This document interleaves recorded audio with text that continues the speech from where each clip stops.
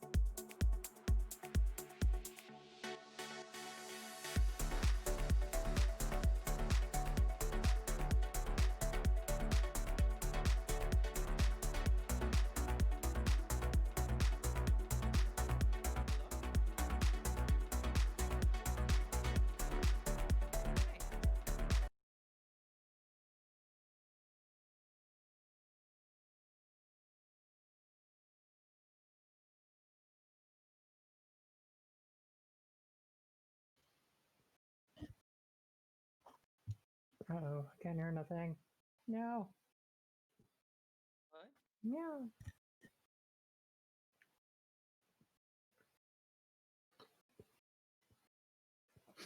I'm alive. Hello, hello. Hello.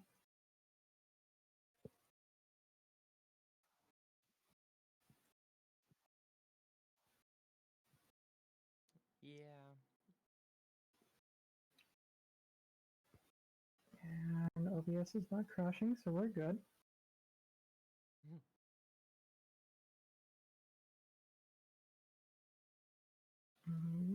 Actually, I'm gonna...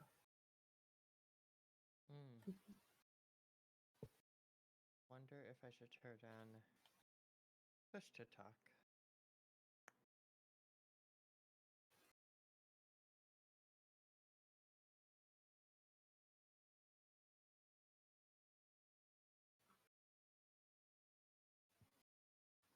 creating a new thing on the fly.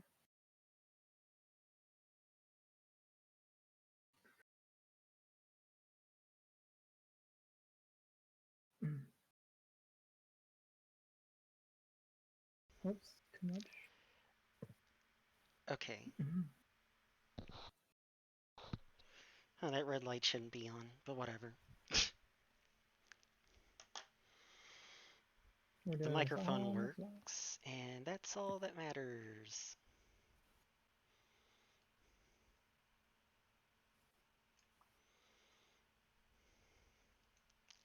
Alright, I stopped playing music, and the cheat sheet with the questions on it are right here. I mean, what? I don't know what you're talking about. I don't know. Alright, now I want to...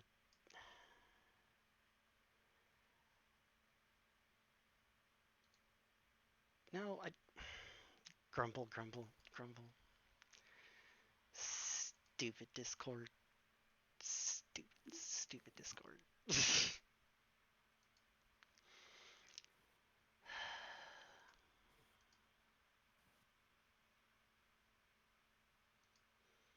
No. Hey!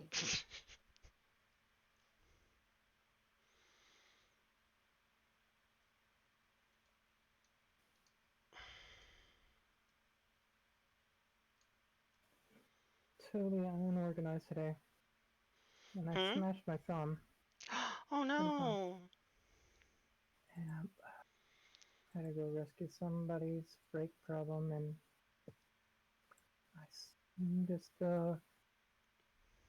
my hand just slipped and just smacked it into the side, and I watched my whole thumb just started enlarging so big. Nope, oh my goodness. It hurts. That kind of really hurts, but the swelling actually just went down. Oof. Okay. And...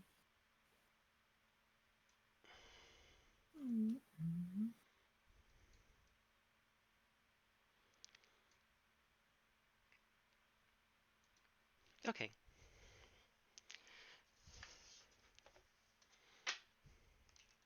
I actually haven't created a new scene in OBS in a while, so I had to create one. Uh, yeah, usually I normally just play Animal Crossing, so this is very different for me. Hmm.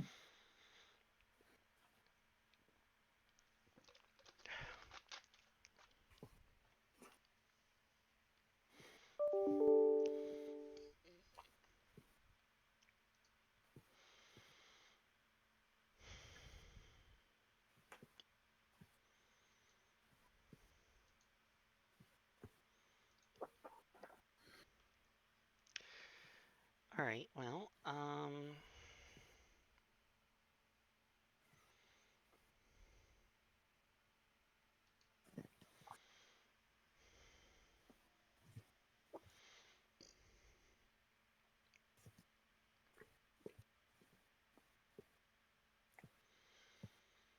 I guess we're all doing the thingies. So, yeah. I don't know. Whatever. Are we all just I don't know what we're doing. Me neither. Hmm. Okay, well, I guess maybe I'll just start. My name is Rain Drone, and I am a member of Transmission Gaming. I am a Twitch affiliate and a variety streamer. Uh, I stream Tuesdays, Thursdays, Saturdays, and Sundays at 10 a.m. ish Eastern. And I stream mainly Animal Crossing, and I do chill out streams. Um, Basically, what I do is just I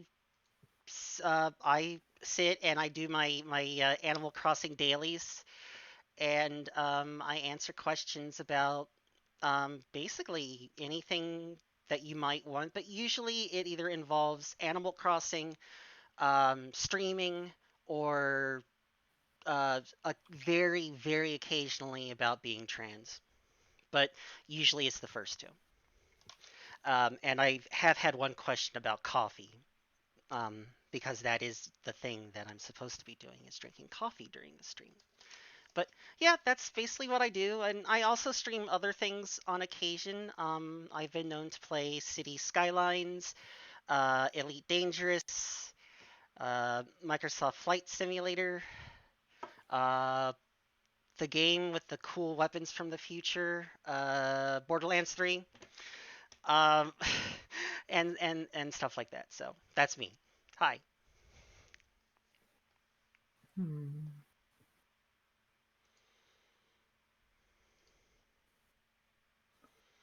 Okay, let's see if I can I create like a virtual camera? Sorry, I'm still trying to see if I can fix a few things here.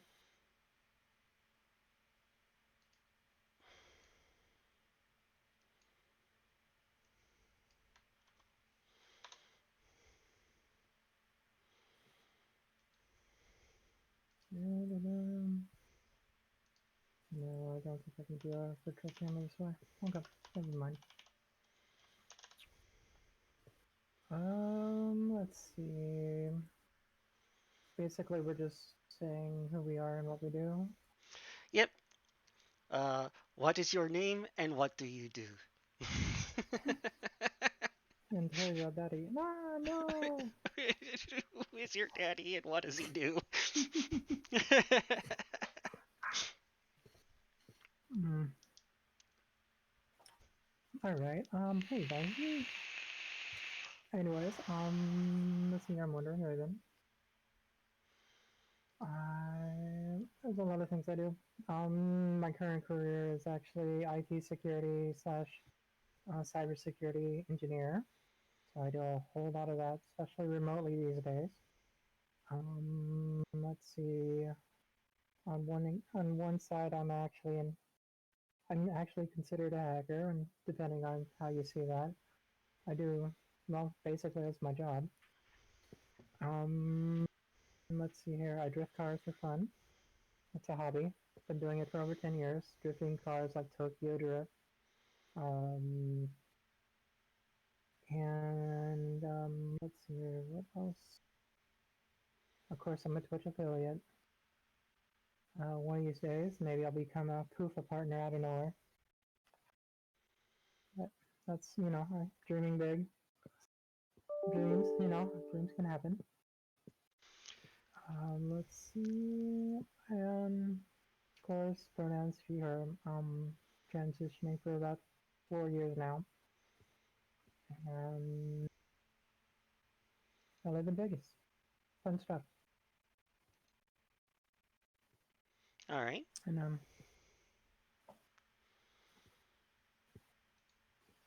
and the other silent Trankoalaty. Uh, okay. I think I don't know. We might have lost her. Oh No, no. I don't know. The stupid push to talk doesn't work well for me, I guess. Can you hear me now? Yes. Yep. Good. I'm Tranquility, also she, her. Um, Programmer in my day life, random game Twitch streamer. Otherwise, I like to skateboard, and I went for a walk on a beach once. That was nice. So that's it. I'm bad at selling myself here, but yeah. Well, what kind of games do you play? A variety. So like Hades, Enter the Gungeon, Magic. Um, Oh. I feel like Terraria. That's good fun. Oh, cool. Hmm. Oh yeah, I've been playing a lot of Sea of Thieves lately. I'm like really addicted to the PvP aspect of the game. And also to add to my other intros, I'm a cancer survivor.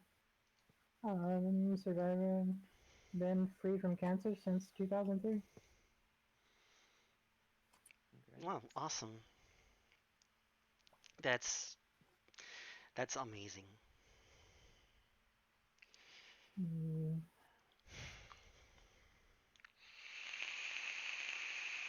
So I didn't know if there were any questions that I mean I sent that list that I had. I didn't know if there were any that were too intrusive, etc. Or you know what I mean? So, or that I had missed even. So but mm, Uh, let me bring up a little bit.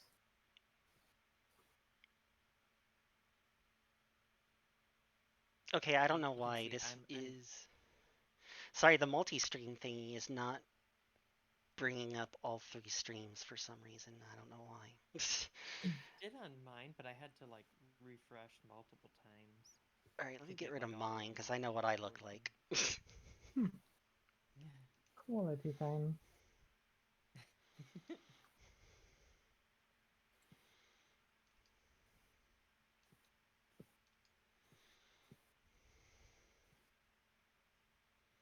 Yeah, so yeah, I'm not great at organizing anything, especially new things like this. So I wasn't sure. I guess we're winging it. Yeah, it's fun. You know what? You gotta kind of like work out all the little bugs and stuff, right? I Mm-hmm. figure you do a couple of these. The first few of them are gonna suck,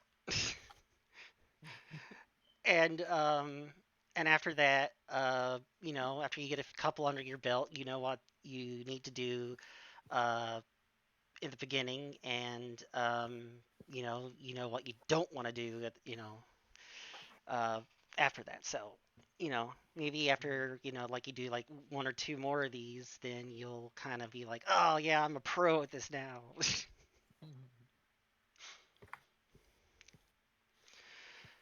All right. Well, I guess we should get started. So anyway, I don't know, like, well, I no, you know what? I don't want to take this whole thing over. This isn't my Oh, now they're yeah. both not working. Ah! Oh Sorry. no.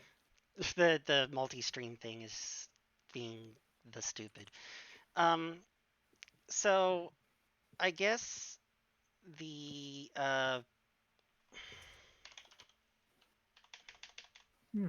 I know what I can add real quick. Huh, guess that one doesn't work.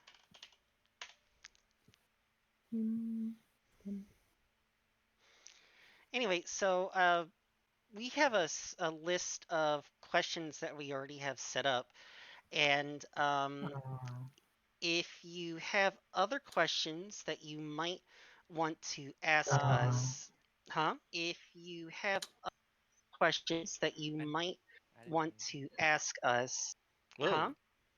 Hmm. Oh, And got. Hi.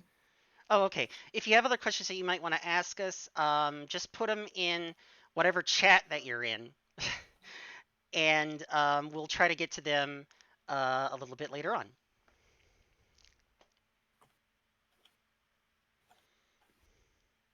yeah, that makes sense. Mm, Yeah, that'll do it. I'm doing everything on the fly here. Give me a minute.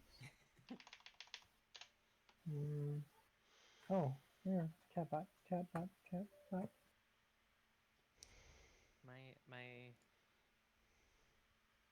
my lights aren't doing what I wanted them to do. Mm. Sort of works. I built an extension the other day to like redeem channel points and then change the color of the light, like, but it's a little buggy.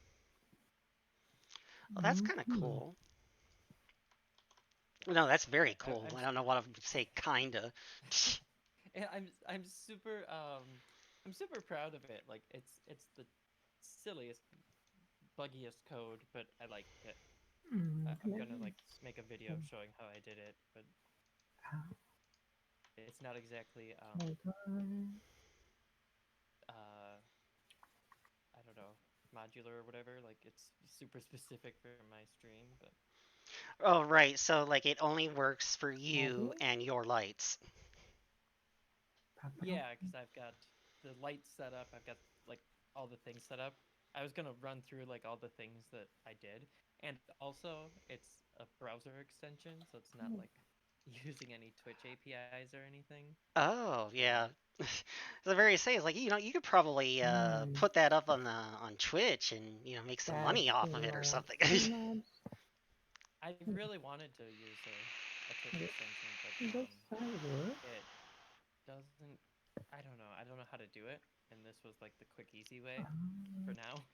Like, Yeah, no, makes sense to me. Oh, lurker today. who's in the background? Our first question.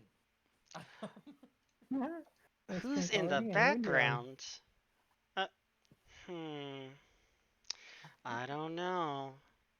I feel like someone whose name is Steam Powered HRT should at least recognize one of the two people that are in the background.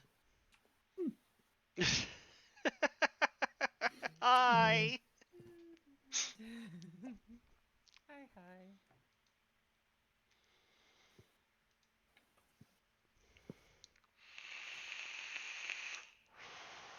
Let's say guests. That sounds Come on, Streamlabs. I gotta pretentious or fix that something. command. Um.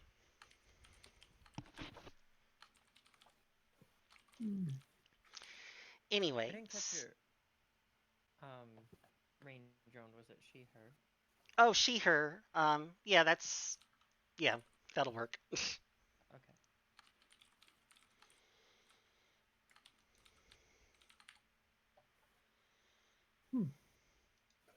Ah, that's old school right there. Okay. Maybe I can do lurker.tv as well. When I do that.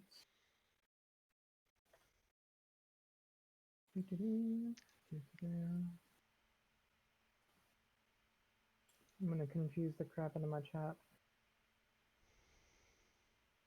Where can I put this? That it's good.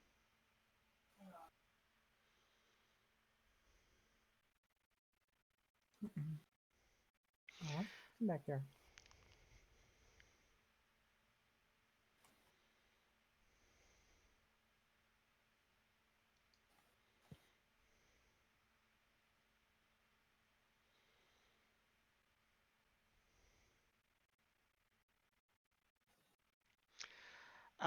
So I guess, Sorry.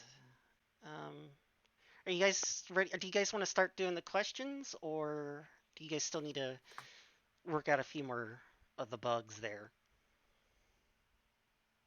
I don't know why I keep saying guys. It's a grouping, but I'm ready, Y'all. folks. Yeah. Yes. Thanks, the Hola, South. suave. um, Um, all right. I guess I'll ask the first question, and then we can go. See, I'm looking at the window with the three of us in it. Um, mhm. so I guess we can go Tranquility, and then Wandering Raven, and then me. Does that sound Okay. all right? Okay.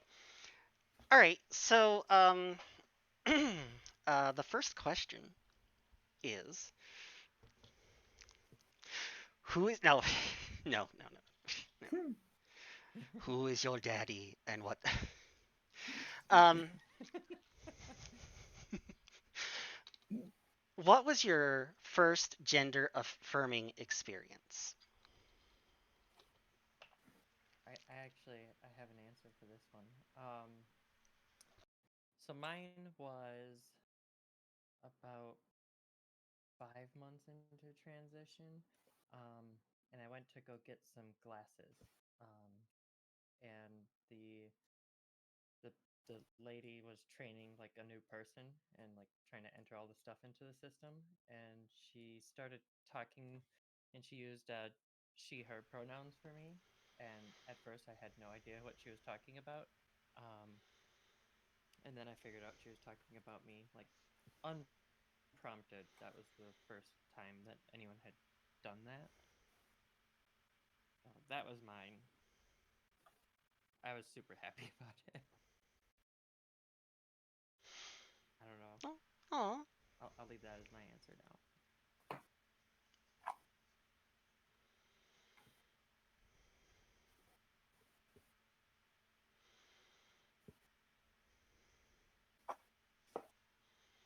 Mm, I just got off work. Actually, I think this happened sometime last year. Just got off work. I went to Fry's Electronics after work. Picked up some things, and the clerk actually called me man and all that stuff, which I thought was really cool. I'm like, well, wasn't even trying. Hmm. Hi, Ray. Um, Um, I'm sorry. nope, that's my affirming. Okay. You know, Uh, so mine is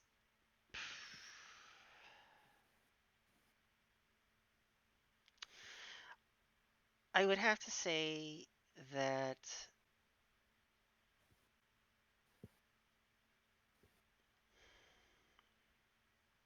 I'd have to say mine was probably about a year ago. Um, I was at Outback Steakhouse with a friend, and the uh, I guess the wait person, yeah, uh, the person who takes your order and whatever, uh, uh, yeah, called me Miss, and it was nice because like normally anywhere I go, it's kind of like hit or miss.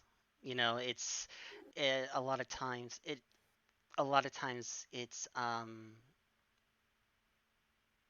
it'll be like it'll be a correction in one direction or the other, Like they'll start off with sir and then go ma'am, or they'll start off with ma'am and then go sir.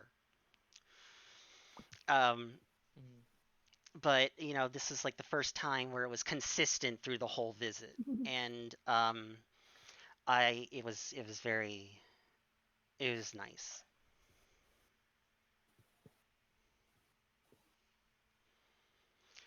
Hmm. Um, hey, all right. Let's see.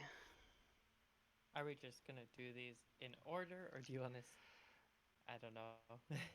Uh, I don't I know if you want to skip any or not either. Like Hmm. they're not uh in any particular order. no, I Sorry. guess we could just do them in order. That's fine.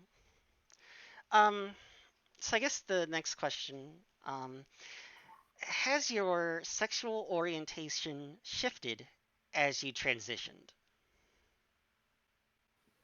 Um, I think mine has a little, but maybe not. Like I don't know. It's hard to say because like I'm so much more comfortable with myself now that than I was before. Um, before I would have said I was straight, and now I would say I'm pansexual. Like even though I haven't been with anyone but women, you know, I don't want to close doors like that. Like whereas before I would have never even considered it or been comfortable with it.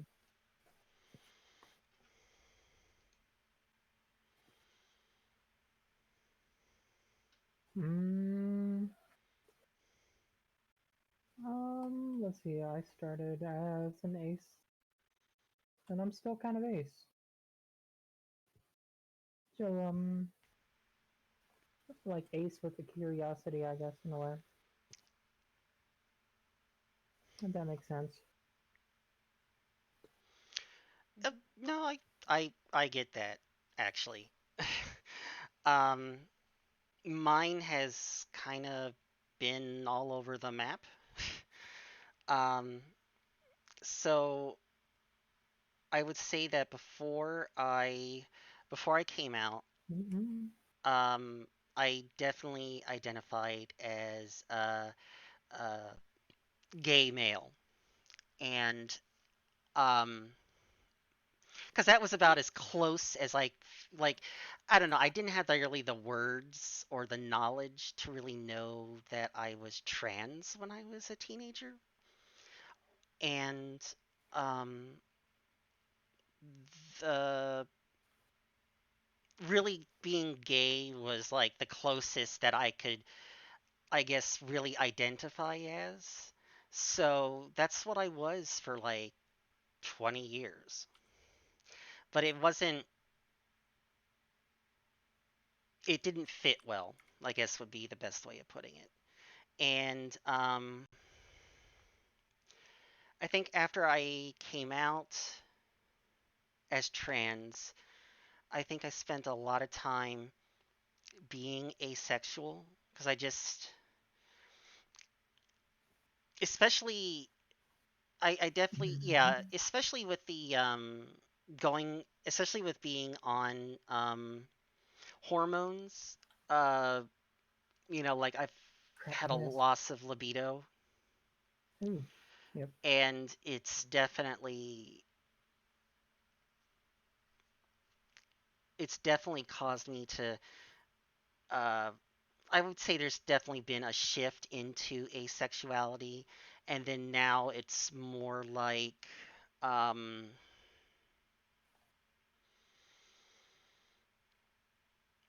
I almost want to say Mm-hmm. I forget what the word is for it. Um, when you have to have when you have to have some form of relationship with someone before you can find them sexually attractive. Demisexual. Yes, yeah.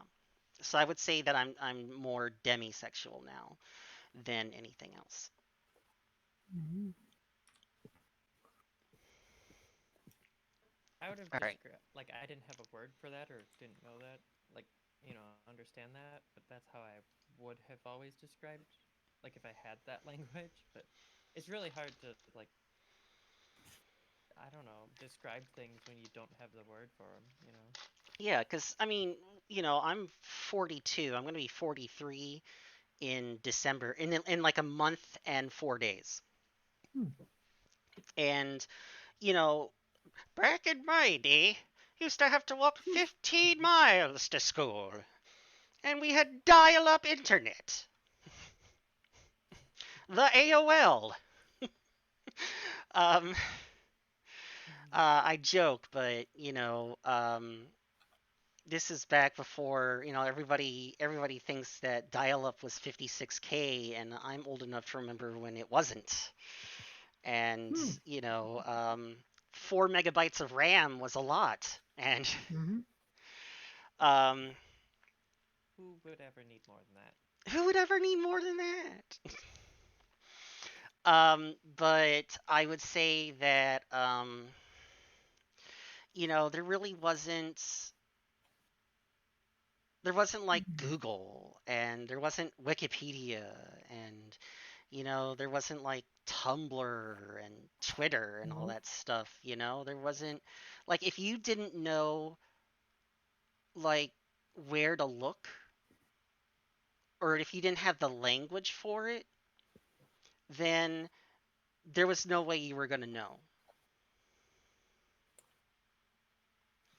So, for me, like, I was just in the dark for a long time because that just was not something that ever really came up.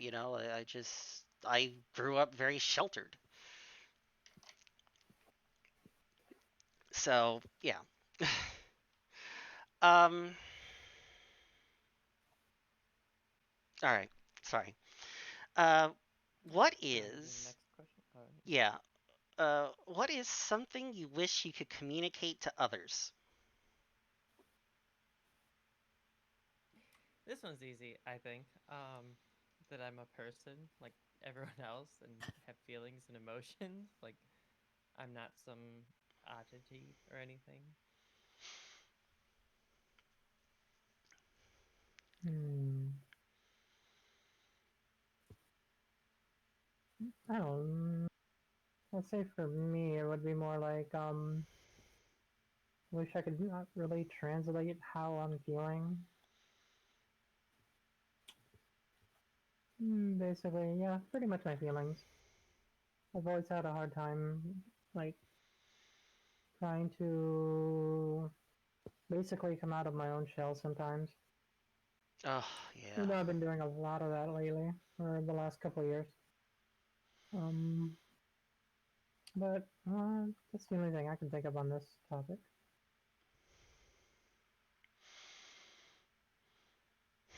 Hmm.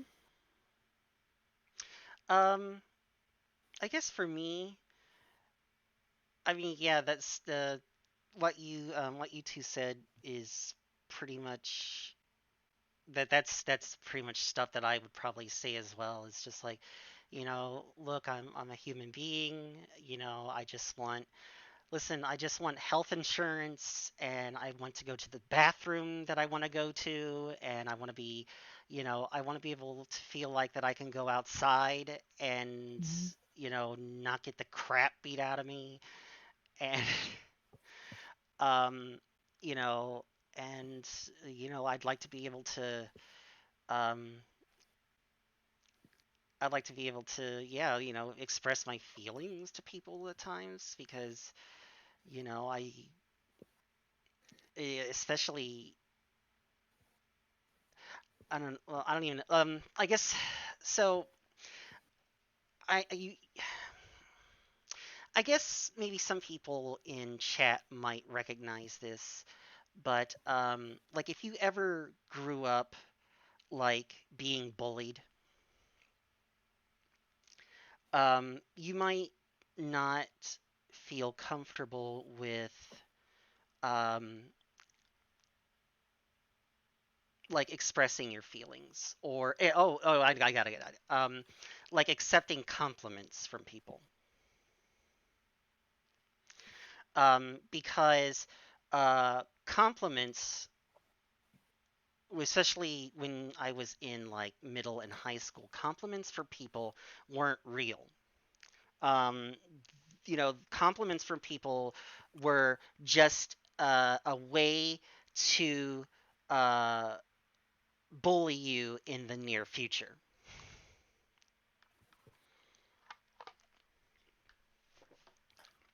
a way to trick you into letting that person in so they could hurt you more. And so that's why now, even though um, I have a wonderful I have a wonderful partner, and I guess a wonderful polycule around that. Um, Sometimes it's hard to accept compliments from them because uh, like I'm never quite sure if you know it's not all a trick. Like if I'm not going to wake up one day and find out that you know it's all been a big lie. And I think that's like the worst feeling. Um, I know I'm sorry we got a little off track on that one, but that's kind of it's you know what, I guess that's what I'd like to communicate to people is No. that sometimes I wish I what I would like people to know is that sometimes I'm not able to accept genuine feelings from somebody else because I have a lot of trauma in my past and it's something that I'm working on. So yeah. Um I'm going to need a moment if Um, you want to maybe ask the next okay. question. I had a question in my chat. Um, they asked, do trans people put on a feminine voice or is it from an operation? And that could be worded better. But if you wanted to know, like, there are also trans men. Like, we don't have any here. And so not all trans people have a feminine voice. Um, but no, I mean, there is operations for that, Oh, yeah, I you believe. But yeah, so I think I don't know how common it is to get that. Um, but I believe like trans men, their voice drops as testosterone alters their vocal cords and stuff, or r- does its magic. But yeah, yeah, so the good thing for trans men, so uh assigned female at birth um is that testosterone has the magic effect of deepening that person's voice. And um, and that's actually really awesome. Unfortunately, estrogen for assigned male at birth, so like the three of us, um, unfortunately that estrogen doesn't do anything for trans female voices. Um, I mean, well, you might want to dial that one back for a second. If you started HRT like super early, like if you were in your teens, then maybe. But if you are like me and started it when you were 39, then no. You can do voice training, um, which is usually the cheapest and it takes a lot of practice, but you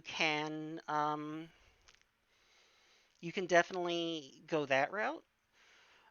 Um, and nice. sometimes if you can't do voice training, then yeah, you can have an expensive surgery that your insurance probably won't cover to have your vocal cords altered to sound more feminine. have either of you, if you don't mind me asking, have either of you done any voice training with anyone, or did you do like informally, like YouTube videos or anything like that? I know a lot of people do like on their own. Mm, I have this adaptive personality, so if I hear something, I'll try to mimic it in a way.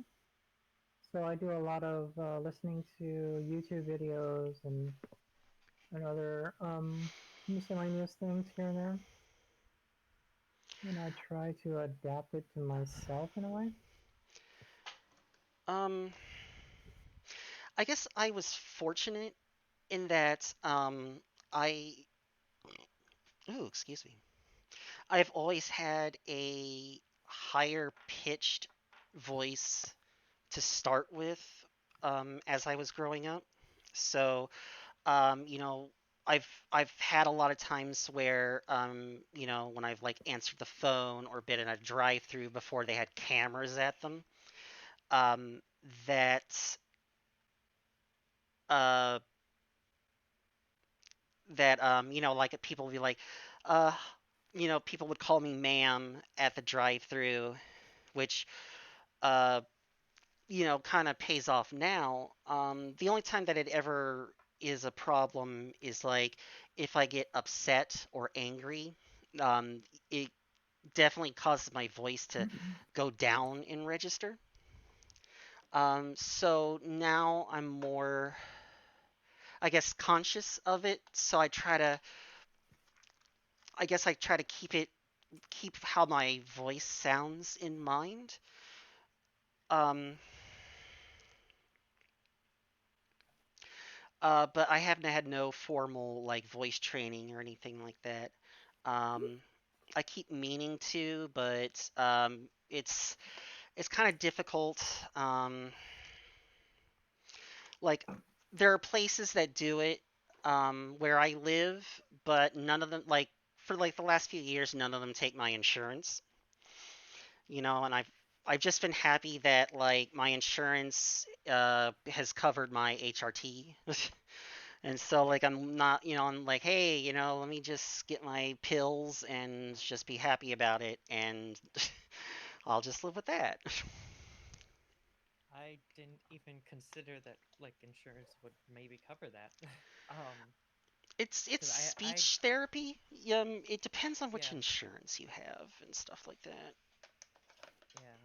Um, I paid for it out of pocket. So I went and I met somebody like online through a like studio that worked with a lot of trans people and stuff.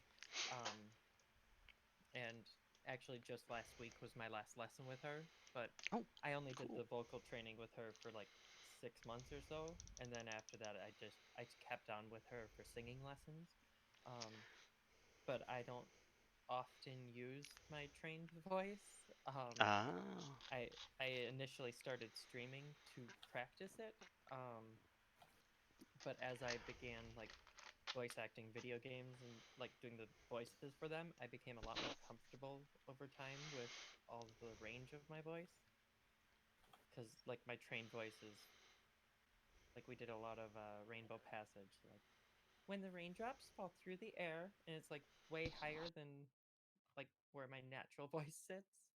But I'm lazy, so. But as I said, I got a lot more comfortable with it because I was doing all kinds of work with all the voices, so gotcha. it didn't matter as much for me.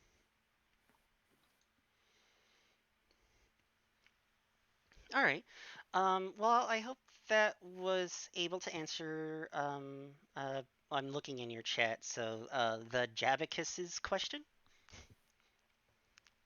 Hopefully. Should we go on to the next one? Did Yeah. Okay. Um, Did anybody try to talk you out of transition? Um, excuse me. For me, I did actually have two people who, like, I had taken hormones for months before I had told anybody, and then I told them, and they were like, "Why didn't you talk to me?" And I would have tried to. I was like, "What do you mean?" And would you have tried to stop me? And they were like, "Yeah." And I was like, why? Why would you want me to be miserable like that? Like, um, both of them were religious people, apparently. Oh, yeah.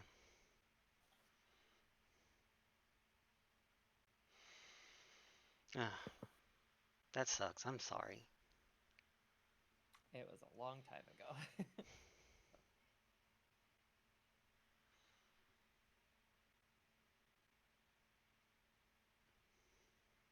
Mm-hmm. Raven? Mm-hmm. Mm-hmm. Actually, I did have somebody try to talk me out of my transition. I had this friend that I known since well, a little bit before before I started taking HRT and before I actually started telling people that I'm transitioning and all that. When they found out that I was doing the whole transition part, they tried to throw around like they wanted to be friends, but they want to try to talk me out of it in a way and try to was trying to introduce their religion and try to say how that would actually save me in a way. Kind of weird. But in many ways, we're still kind of friends in a way, but I really haven't talked to that person in maybe a couple years now. But yep. um, Mm. did anybody try to talk me out of my transition? My mother. So,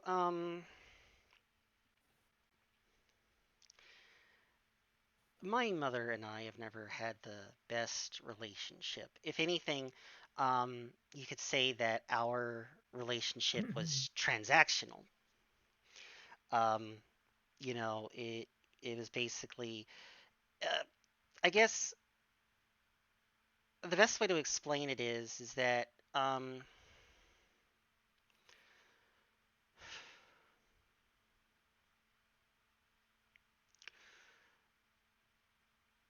so your mother tells you that she loves you, and normally, normally when your mom says "I love you," son, daughter, whatever, um, that's because she genuinely loves you and Mm-hmm. cares about you, not not because not she doesn't say it because that's what's expected that a mother says to their child. However, that's my mother.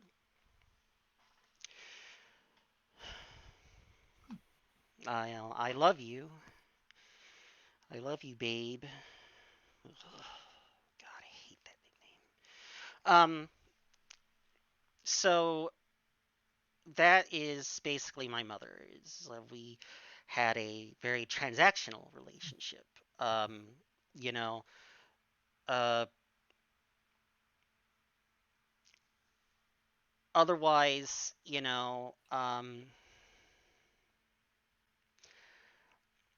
so my mid 30s, or all of my 30s. So basically, the, well, yep, almost, almost all of the 2010s. So yeah, all of my 30s, were a very bad time for me. Um, and I was going through a lot of, I was going through a lot of really bad things. Um, One of them, I think this was probably right around the time that I was. I swear this story is going somewhere. It's right around the time that I was binge drinking a lot to kind of get that I guess to try to keep the feelings that there was something very wrong with me out of my head. And at the time, I was living with my mother. And I gotta tell you that um, there is no reason why my mom should have let me continue living with her. But she did because she expected me to take care of her for the rest of her life. Um, because that's what her mother expected out of her. And that's what she did until my grandmother, my mom's mom, until the day my grandmother died. Hmm. And I guess the problem with that it was that um, I I always had like my relationship with my mom was not ever really great. Um, me and my dad had a wonderful relationship, and my dad was usually the buffer between me and my mother. But when my dad passed away in 2004, it was just me and my mom, Oh. and it just went downhill from there. But um,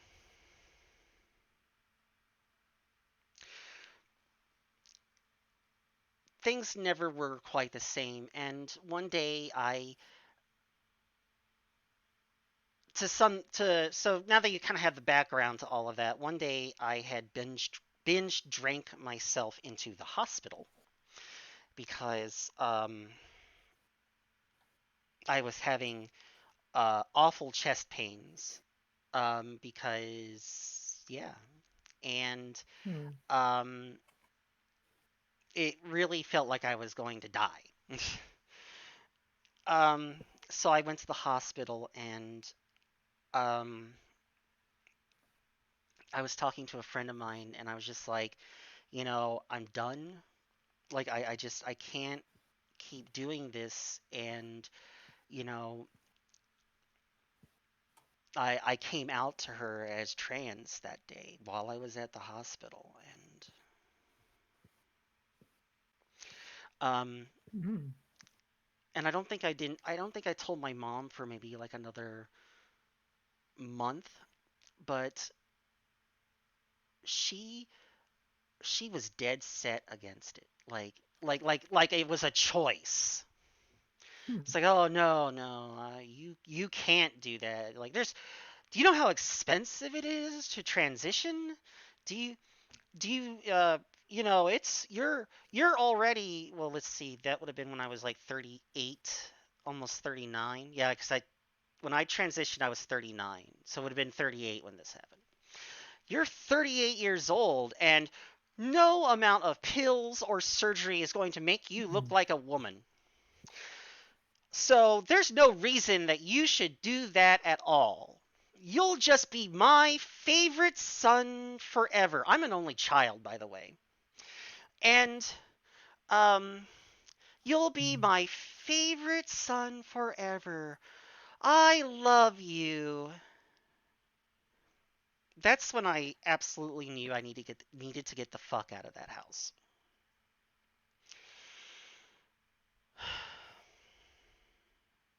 So yeah, that is the long answer to the question, did someone try to talk me out of transitioning?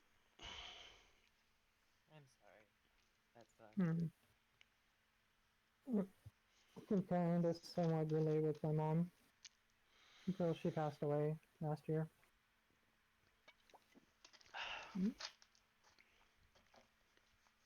Even though I didn't get a chance to really come out to her, but it's just so she always put me on like her pedestal of the prodigy child or something. Holy crap! Yep. Mhm.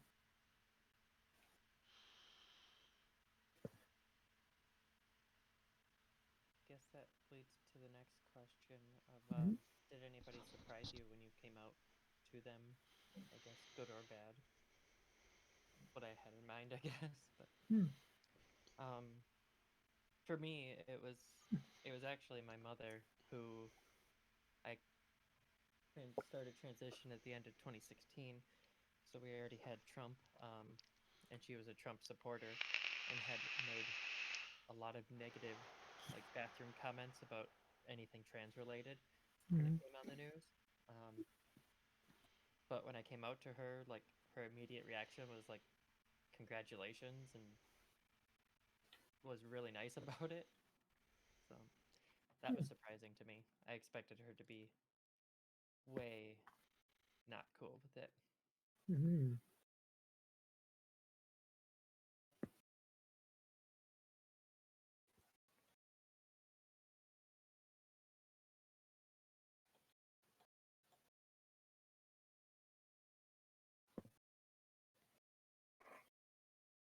Let's see. Um, at first, I thought it was pretty much like a surprising experience when I actually came out to my coworkers. I think was it? Yeah, it was actually last year, early last year, I believe. Um, like March or around March of 2019. Uh, I man, what happened was is that I finally came out to my coworkers and everybody. Even though one of my coworkers already knew from basically because he actually jumped in my Twitch streams a few times, and seen this huge trans and whatnot and everything here and there. But it was I finally came out and he was like really congratulating me and whatnot. And I don't know, after then my mom passed away and after all that, just everybody seemed to have forgotten and totally forgot everything about it. So it's been kind of strange since then. Yeah, that's my only real experience.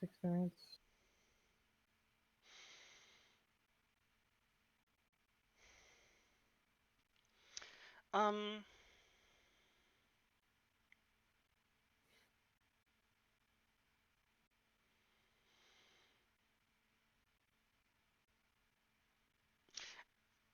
I'm gonna have to.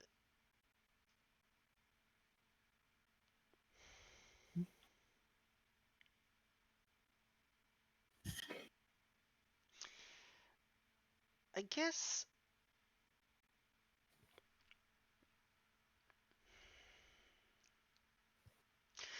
actually, um, really, I'm gonna say that the biggest surprise was how my mom reacted.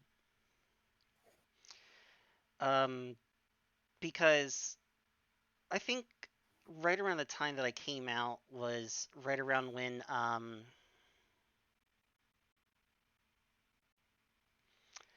uh oh, I can't remember what her name is. Uh there were all those shows on TV about with the people who were Mhm. regardless. Hmm? Or I don't know. Gone. Uh anyway, so she seemed uh my mom was my mom seemed like she would be accepting of me being trans because she seemed to be very accepting of the people on the television, uh, who were also transitioning. Um, Hmm.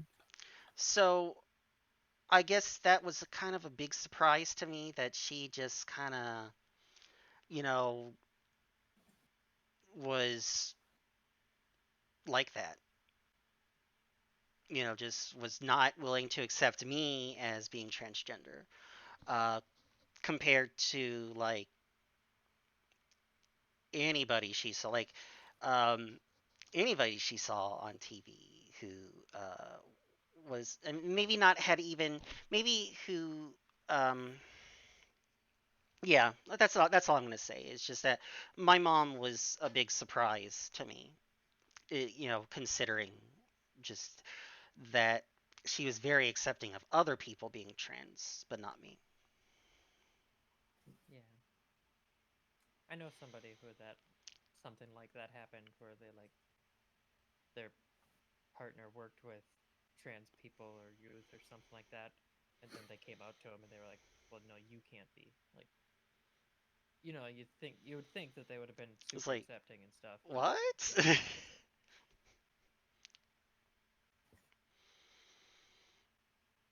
the opposite. I guess can we take a quick bathroom break? So, Mhm. Yeah, yeah. If you two want to take like a short intermission, that's fine. yeah, I'll be back in a minute. Mhm. Okie doke.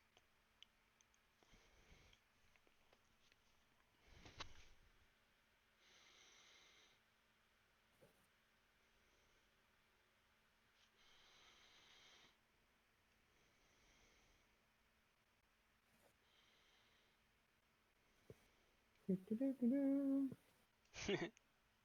Um,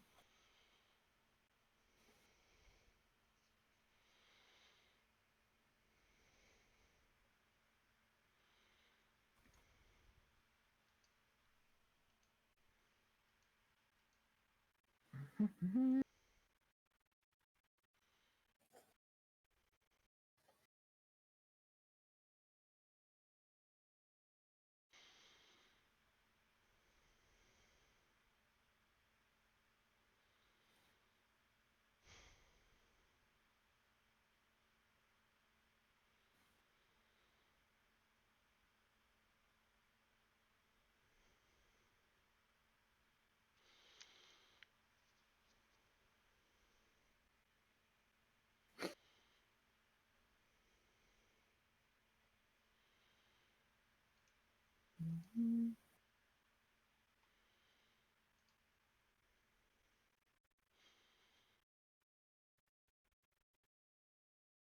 Cool, they're still battling. Let's see. I am back. Welcome back. Yay. Shall we move on? Yep. Has anybody asked you a nonsensical question? I don't know how. I didn't know how to word this, so I had an example. Um, Hmm. from when I came out to my mother and she asked, "What if you're ugly?" And I was like, so that to me was like a nonsensical question because being pretty wasn't the reason I was trying to, like change. Um, and I just had to Hmm. respond like, "There's plenty of ugly people, and I'd rather be ugly as myself than keep trying to pretend." You know. I did it. Let's see here. Nonsense question. I don't know. It wouldn't be trans related because I don't think I've had anything in relation to that. But um, well, let's see. I was going on a. I finally found my diet that helped me lose about 100 pounds, Oh wow. and when I started doing that, my mom would ask me a nonsense question of why. Why do I want to lose all this weight? I want to look big and super big, and I don't know, and something I wasn't really happy with to begin with. Like,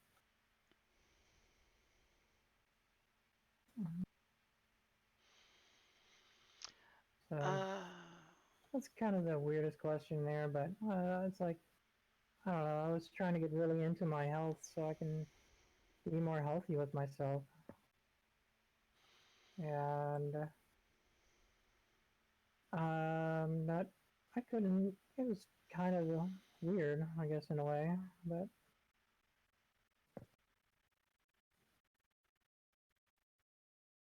I don't know. It's kind of a strange question, but that's the only kind of question I can think of that I had. All right. Um, nonsense question.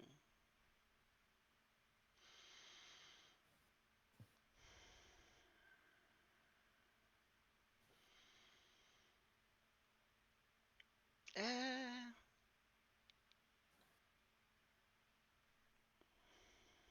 Mm-hmm. not really. I, I mean, beyond the dumb things that came out of my mom's mouth, uh, most people, actually, no, really, all of my friends were very accepting of me, and um, I never had any, dumb questions or nonsensical questions from them. So, uh, no, I'm gonna say no, no to that one. Like I haven't had anybody, uh, other than my mom ask me nonsensical questions. No problem. Yeah, I didn't know how to word it. Like to me, it was like it was nonsense because it wasn't even considered in the reasoning. Like kind of like what Raven said. Like, why would you want to be healthy and lose weight? Like that Well, doesn't make any sense as a question. Like I saw something. I think it was on Facebook a while back. It was something like, um, "Would you let somebody give you $200 if they could call you ugly?" And like the response to it was like, yes, because I might be ugly, but I'm not stupid. Because like, it's $200. Hmm.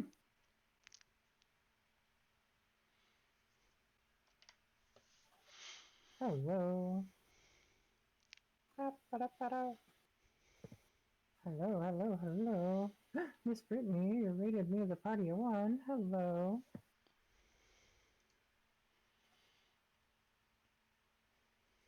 the next question, All right. like I said, these aren't in any order.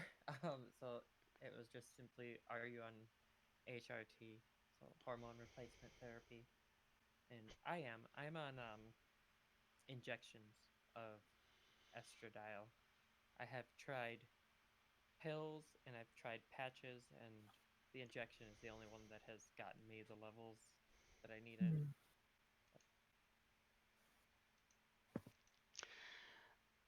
Nice, nice. Yep. Of course, I'm currently on HRT. I'm on the pill form, and I've been on it for just about almost 4 years now.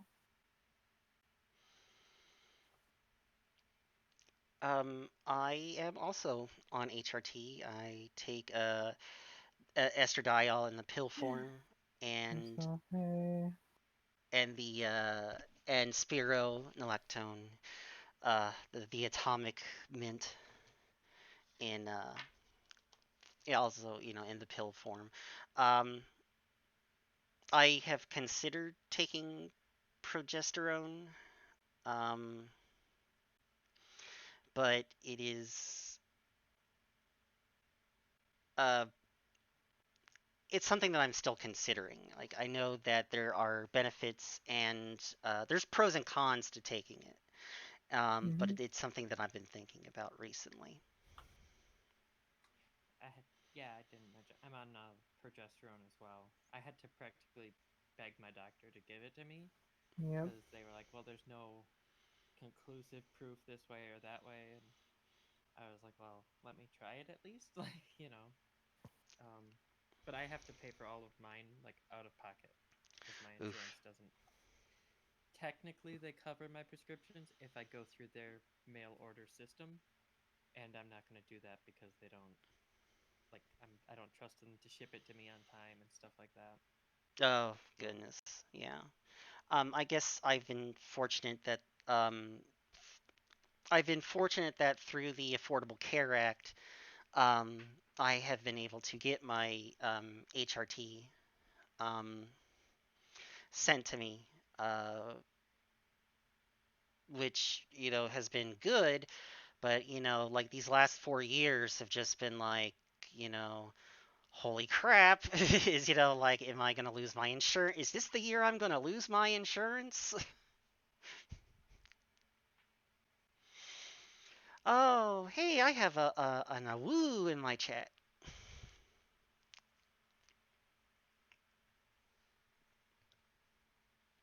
I guess that kind of leads to the next question of it's not really phrased as a question really well, but like if you've heard anyone say like hormones are super expensive and you'll have to be on them forever and that kind of logic, and like compared to a lot of different medications that people are on, I don't think it's that expensive. Um, and people are on other medications for their whole lives or, a long time. And no one seems to be upset about that. Um, and the side effects are literally desired. Like,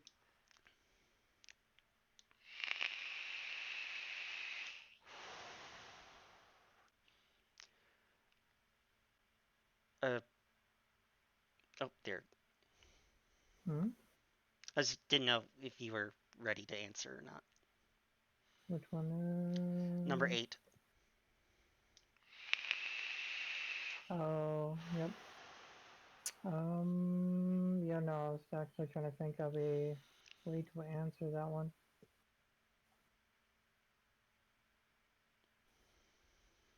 Um, let's see. Oh, it's like a huge long story, but I figured that if I was basically going to change the way I wanted to be, and that of course I have to understand that I'm going to be on these medications pretty much for the rest of my life.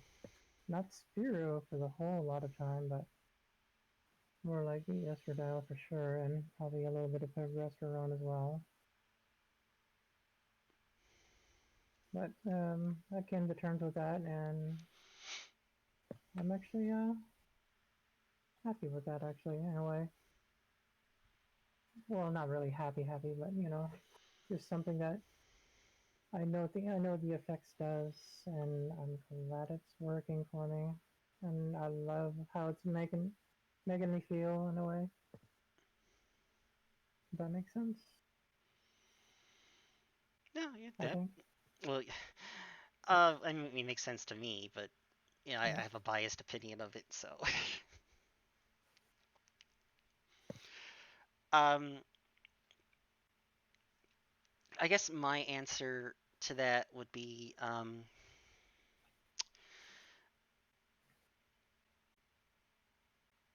so if you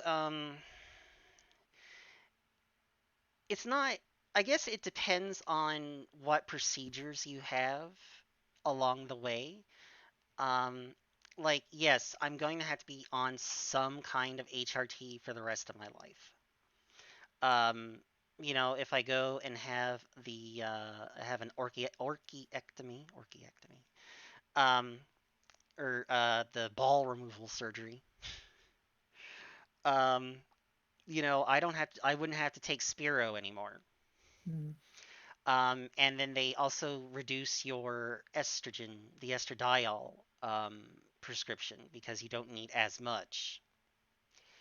Um, and I think that that would be um, a great reason to to have that surgery.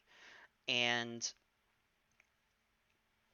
I guess you know if you were looking at it in terms of like long term costs, there are ways like estradiol for me, like when I was, when I didn't have good insurance, estradiol was the cheaper of the two medications. Spironolactone is actually the more expensive of the two. So if I had surgery, um, then I would be okay with that because, estradiol is the cheaper of the two medications, and that would be okay. So I wouldn't have a problem with that. Yeah, when so like I said, I have to pay all out of pocket, but I use like GoodRx for coupons and to get my prescription. Um, but like for estradiol, I take one injection a week, and a vial costs me roughly $60 or $70, but it lasts me 4 or 5 months. So I only need a couple vials a year. Like Oh, it's a little cool. bit more upfront, but you know, over time it's not that much.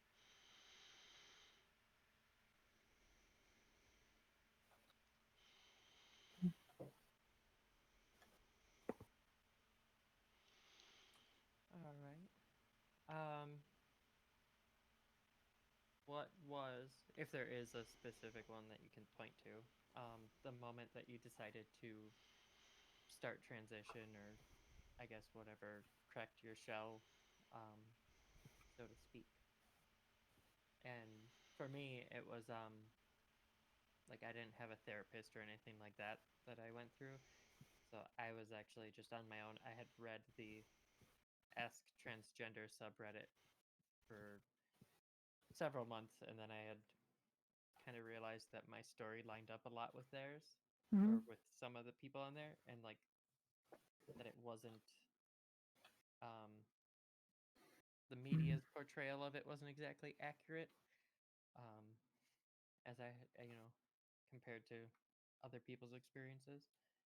Um, and so when I got hormones, I just kind of I figured I would try them, and the changes weren't permanent for however long, and I could see how I felt on those. Hmm.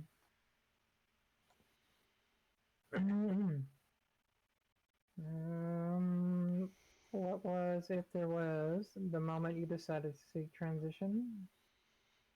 Mm, let's see here. It's a long story. When I came back from Oregon back to Vegas back in 2011, that's when I decided to say, hey, I needed to do something different with my life. I need to be who I really was inside, um, and a lot from there is that's when I started looking on YouTube, and I was looking up these success stories that I wish existed 10, 20 years ago, from 2011, and it's like, right there, it's like I really had to change my life because I was living back with my mom again, living on the sofa, and I couldn't transition that way, so I had to basically give myself some time, but it gave me plenty of time from 2011 to basically to 2017 to start my first regimen of HRT, but that gave me plenty of time for research to make sure that this is what I want to do, this is how I'm going to do it, and so on. And I still had to break my own shell that because I grew up in fear about it, that I guess you could say that I had to really, really break my fear of what I wanted to become inside, let it all out. And that took some great deal for myself to overcome. But once I did it, that's why I'm here now. If that makes sense. And that last part. Yeah. Um, I think for me, uh,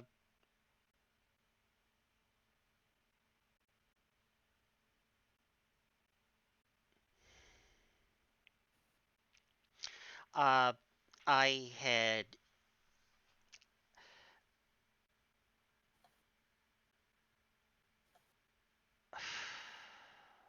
um I know I had talked about a little bit about this before, but I think I had to almost die Mhm. to kind of get me to, crack my egg, so to speak. Um, I was I th- I think that, you know, back in 2016, if I hadn't drank enough that to put me in the hospital, um, I, probably would still be doing that, and Mhm. um, or I'd be dead, and you know, uh, I I think I'm just glad that, I was able to get out of that awful loop of just binge drinking every Mhm. 2 weeks to kind of block out, you know, block out that pain and that the those thoughts of, something wasn't right.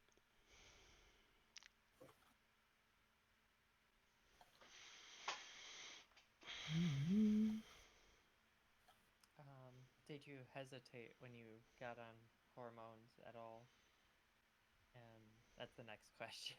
Unless I, I hope you're done and I didn't skip ahead. Um, but I didn't. I had waited a long time, and I knew that the effects were gonna take a long time to kick in, like especially permanent effects. Um, so I just took my doses and waited, um, and kind of monitored how I felt. Like I said, I Mhm. didn't have a therapist or anything, so I just kind of worked through it myself. And yeah, it eventually, I mean, I realized I was way better off.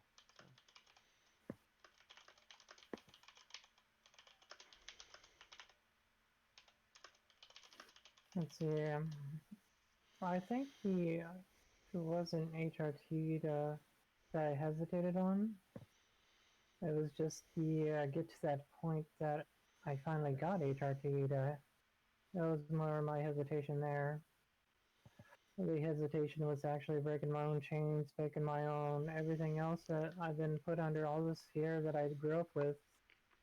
Um, it just it took a while to break through, but I was like, one point I just said I had enough. It's time to do it. I got finally when I got my medication, I took it right away, and basically I said YOLO and let's go. Yeah, that sounds about right. I mean, can't break a chain without moving forward. I I I would definitely say the same thing. The day I was able to pick up my prescriptions, um, I took them Mm, right away. Like, I didn't wait. Oh, well, I should wait till the first thing in the morning to take these tomorrow. No. yeah. I took those as soon as possible. I did everything that I could to get a sooner appointment, even if that meant like taking an extra day off of work. Um, Mm, you know, I uh, I really just uh, kind of pushed to get everything I needed squared away. And, even then, between that hospital visit and to the point where I got, finally was able to get my prescriptions, that was probably 7 months.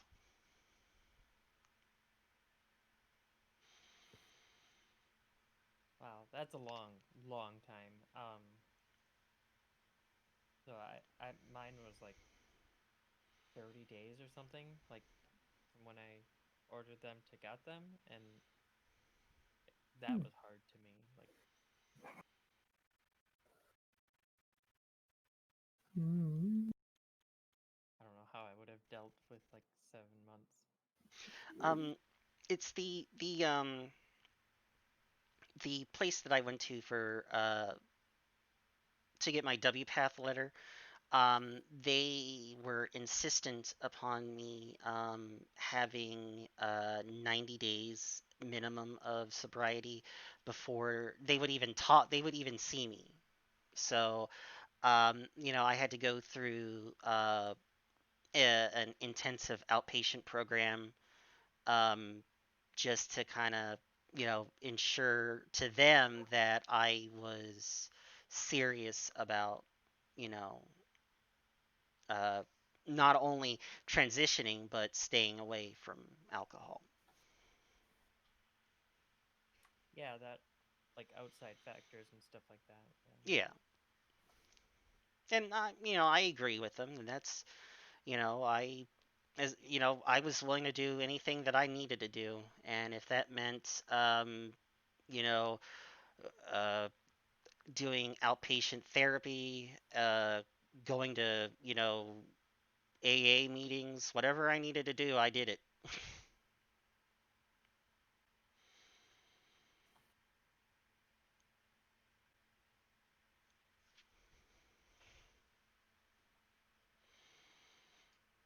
Hmm. Um, the next one is how do you talk about your past self? Um, like when you tell a story, or if somebody tells a story about you, how do you prefer they reference you? So, if like for myself, I prefer, and I tell people that like if you're talking about me when I was young, use the current pronouns. Like, don't switch back and forth between or something like that. But I know some people who don't mind either way. Like, Mm. what are your thoughts? Hmm.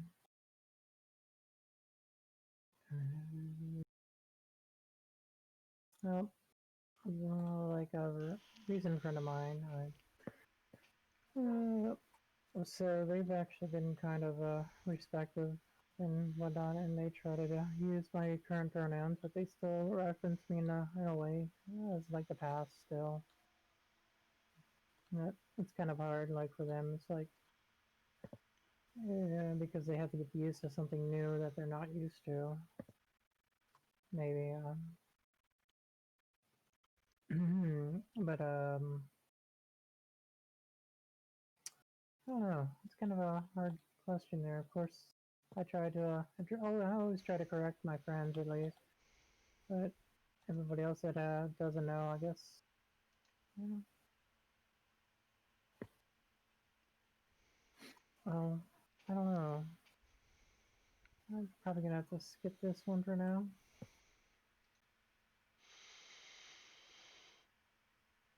Because pretty much in my case, I just try to correct people when I can.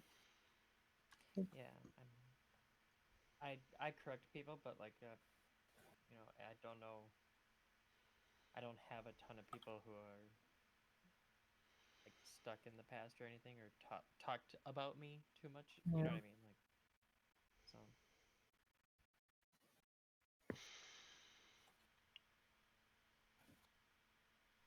Um,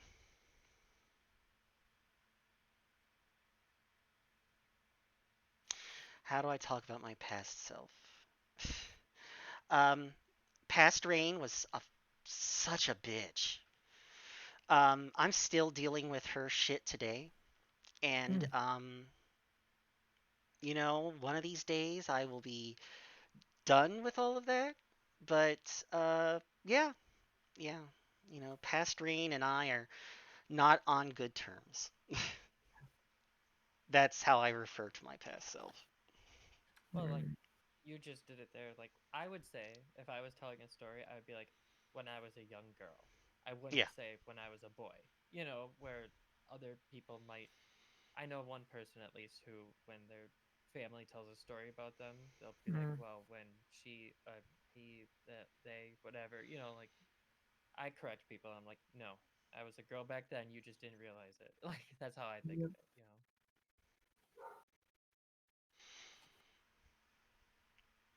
That's just me. Mm. I'm also not that forceful with people. Hmm.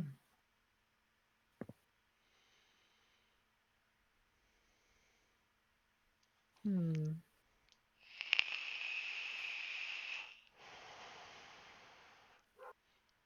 Um, Next question was, have you been swimming or to another like place or activity where you felt like equally, or not equally, but like exposed in that vulnerable in that kind of way? Um,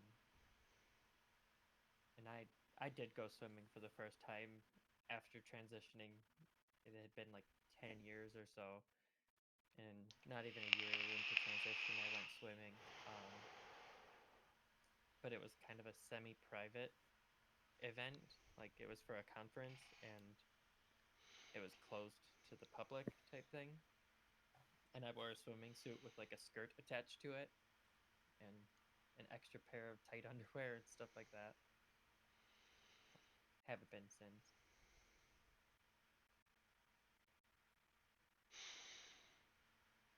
Hmm. Actually, I never went swimming yet.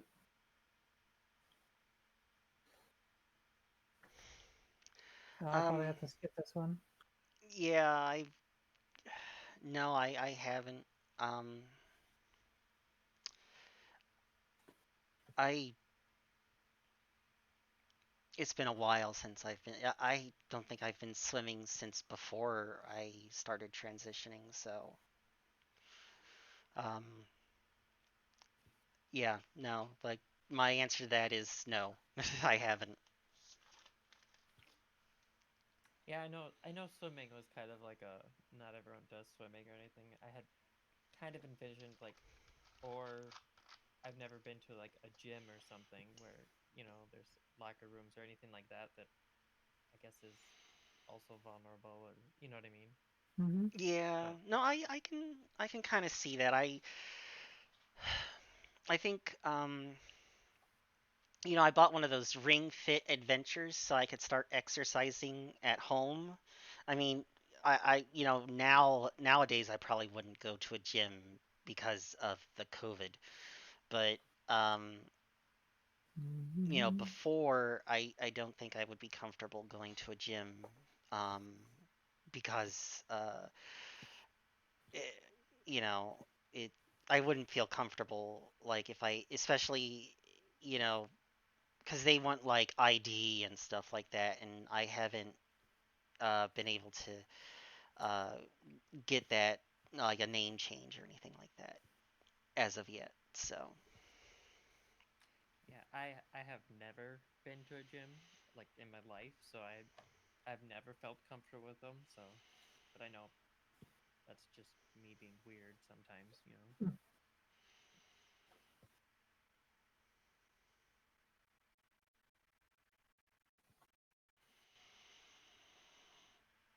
Mm. Okay, this is next question is kind of a strange one, I guess. Did you ever do anything weird or like strange-ish that you kind of wrote off for a long time, but then after transition you realized was kind of bigger than that? In our house we say hashtag no signs. Like maybe that was a sign of me being trans. uh, um, and I could think of a few things, but the one I Mm-hmm. was gonna answer this with was I would often wake up and like in my sleepy state, I would wake up wishing that I had boobs, and I would tell myself like I was a good girl, and I was like, well, that's kind of weird. I was just sleepy or something like that. And kind of now at the time, it's like maybe that's my subconscious mind or something. Hmm. anything weird that you at the time you wrote off? Hmm. I don't know really. That's a hard one for me to answer because I can't think of anything at the moment. I'm pretty sure I did a lot of weird things and I don't remember what they were. Fair.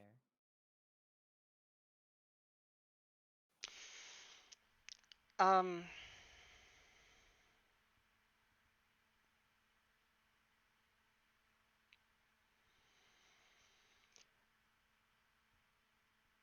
so two things. When I was in, I want to say kindergarten, um, I I kind of remember that at the school that my parents sent me to, they had like split us up into like groups of like four, but they split us up like boys and girls. And we like each group of four was supposed to pick like a team name. And I remember that anytime that it was my turn to like, oh, what's your idea? What ideas for team names do you have? Like my ideas would always be like, I guess I would say feminine in a way, like rainbows or unicorns or stuff like that. Hmm. Um, the other thing is there is there was some home videos or home movies that my I guess dad's my paternal grandmother, so my dad's mom, had taken of me when I was maybe I want to say 3. And this was like they had taken these like on like a film camera, not like a video camera or anything like that. And I guess I was like waving goodbye, and the way I was waving was like the princess wave, where you like cup your hand and like turn it from left to right. Hmm. Um, so you know, totally there were no signs that I was um no signs at all. uh but yeah, I think looking back, there were definitely there were definitely some red flags there, um that if I had known then what I know now, uh I probably it would have like, you know, maybe I would have had more of a clue that I was trans when I was younger. Hmm. Hmm. Oh, maybe I could probably what I probably wrote up as a kid was I used to man because I'm 41, so bring it up like in the 80s. I was trying to be. I was really into this show called Punky Brewster, Oh, I love Punky Brewster. and I wanted to dress and be just like her, and you know, and yeah, if that wasn't a hint at all, I don't know what was. But yeah, at the time, it was just like, yeah, it was no big deal. You dress kind of like punkish, kind of like orphan thing, and no, that was actually a little more. Uh, it was like I guess before transit, before I even realized any of that, I just wrote it off, and now it's like, yeah, it's pretty much a big deal because that was like one of my stepping stones of, hey, that's one of the things that pretty much identified me there already, and that was like What was it? 6 year 96? I mean 86. I think it was. I think so. That's 86, 87. I used to Yeah. watch that like First religiously. episode 84, last episode 88. Hmm. Um, Mm, hmm. One of the things I noticed, like following up on what you had said, Rain, about like if you knew then what you know now, one of the things I noticed was like I had kind of mistaken envy of women as being attracted to them, and like it wasn't just that they were attractive. I wanted to be that Oh Yeah. attractive that Yep. yeah. they I were. know. Yep. Yeah. Same thing. Same thing here. But the thing is, we've always been one. We just never knew it. Oh yeah. Now that there now that I think about it, right? There were definitely a few times where I was definitely jealous of some of the some of the girls in high school. Um, and if I really now that I look back on it, I could definitely say that that was more about wanting to be them rather than, wanting to be with them. Hmm. Yeah. Um, do you want to do a spicy question? Maybe potentially the next Um, one. okay. Are you doing the sports one? Yeah. So, all right. Do you think trans women and men, or men, I suppose, should be allowed to participate in sports and not just like in my mind, I was not imagining just like your local tennis court or something. All the way up to the Olympics or whatever is what I had imagined. And my Hmm. answer is yes. Like to me, yes. Like until there's a reason not to, you know. But I know that a lot of people have different opinions, so Hmm. potentially spicy.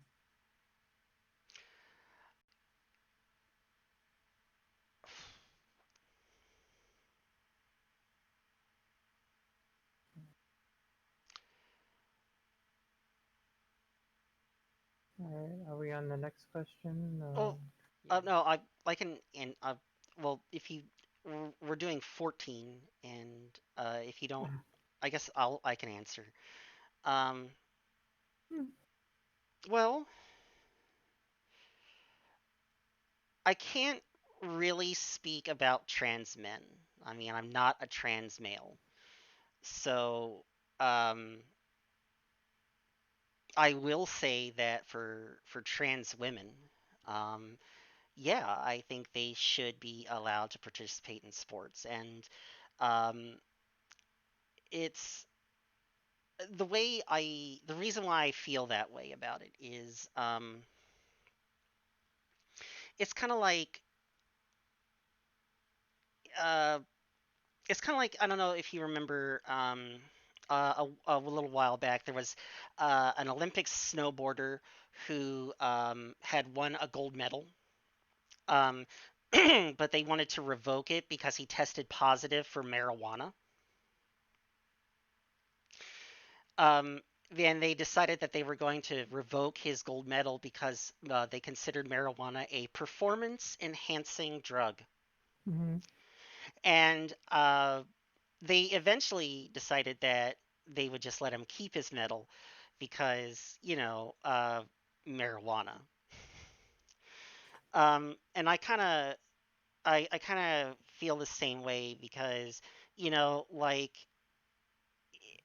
I, don't- if for those people who are in chat, if you don't know, um, when you are assigned male at birth and you start taking uh, estradiol, one of the things you start losing is muscle mass. Hmm. Um, so I feel like any sport that you participate in, you are already at a disadvantage. Um, if you are on HRT and transitioning, and you decide that you're gonna like participate in like I forget what her name is, but there's a Netflix special about a weightlifter who decided to start transitioning, and like you could tell as they progressed through the documentary how she started losing muscle mass. Mm. Um, I mean, she's still built, you know, but she had to like work at keeping like that muscle up. But compared to how built she was before starting HRT, there's like a significant difference there. And um, so, like, I feel that there's definitely like a like whatever advantage that like the naysayers feel like there is for someone who is transitioning, um there isn't an advantage. Like when someone goes on HRT, the whole point is to get their testosterone level lowered enough so that they are at the same level as uh I don't know how to word that. Uh, basically the whole point is to lower their testosterone level.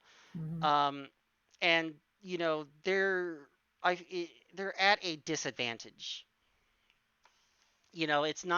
It's not like oh well it's just like it's not they're not getting an advantage because they were assigned male at birth.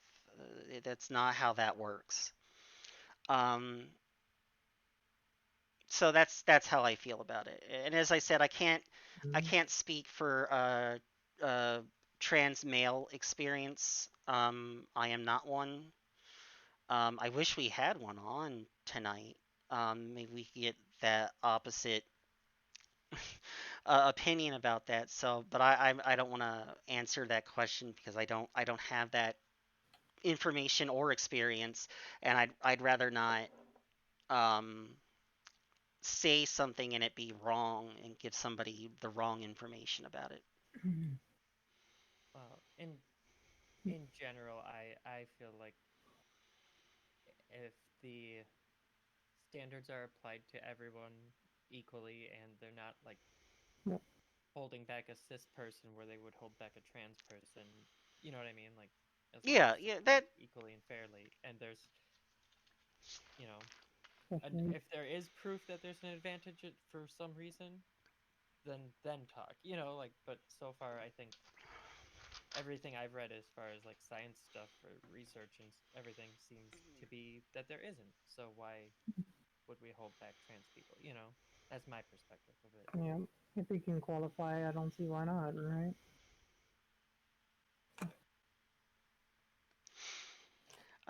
I will say that the one thing that I don't like Mhm.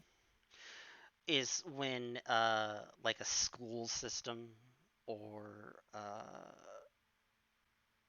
or well no, this is really specific to schools. Um like when a school or something like that forces someone who might be who is trans to be on a team of uh, the opposite gender, basically, or their assigned gender, so to speak. So, like if they were assigned female at birth, making them play with other assigned female at birth, other cisgendered females. There we go. Um, because that definitely makes it unfair because if the trans athlete is in the process of transitioning, then that is an unfair advantage. Mhm. Yeah, but I feel like that's not the trans person's It fault. isn't the trans Like, person's fault. right. Hmm. That's Like, I'm the pretty sure that they whatever. would, yeah. That's the school's fault, and Yeah. I think that is not fair. But that I'm not blaming the trans person for it. What I'm No, no, no, saying no. is that like, the school needs to get their head out of their ass, and you know. Mhm. Yeah, but I mean, that's like the school's rules of that is what makes it that way. I'm Yeah. pretty sure the trans person would be like, I want to be on the correct team, you know? Right, exactly. Like, And but it's just like, no, you gotta play with the other girls. It's like, but I'm not a girl. And it's just anyway. That's really all I. Hmm. is there anything more we're going to say about this, or should we move on? Yeah, we can move Uh, on. no, no. Next I question. totally agree with that. Do you notice people treating you differently than before? Any more specifically, like any contexts, like work or anything like that? Um, for me, I don't really notice too many, except for at work a little bit. I feel like some people, usually men, kind of not talk down to me, but like think I don't know what I'm doing or don't have the experience I have, Ugh. when I'm more experienced than they are and stuff like that. Um, being a programmer, it seems to be a thing. Yeah. Hmm. Everyone that knows that I'm out, they kind of do actually have a different treatment towards me. Um,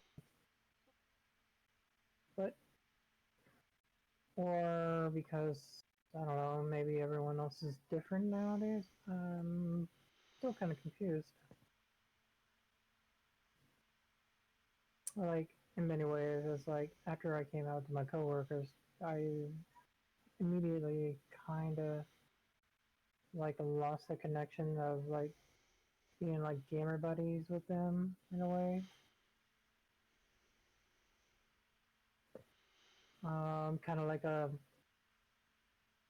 Kind of like a weird isolation kind of feel when you thought you're being friends with them and with that we're cool friends, but just yeah, I guess you really weren't.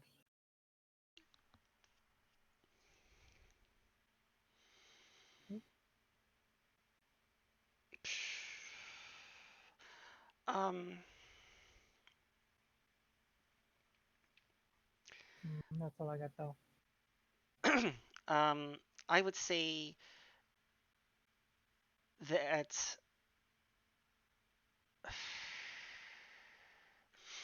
I would have to say that there have been times where I have experienced, uh,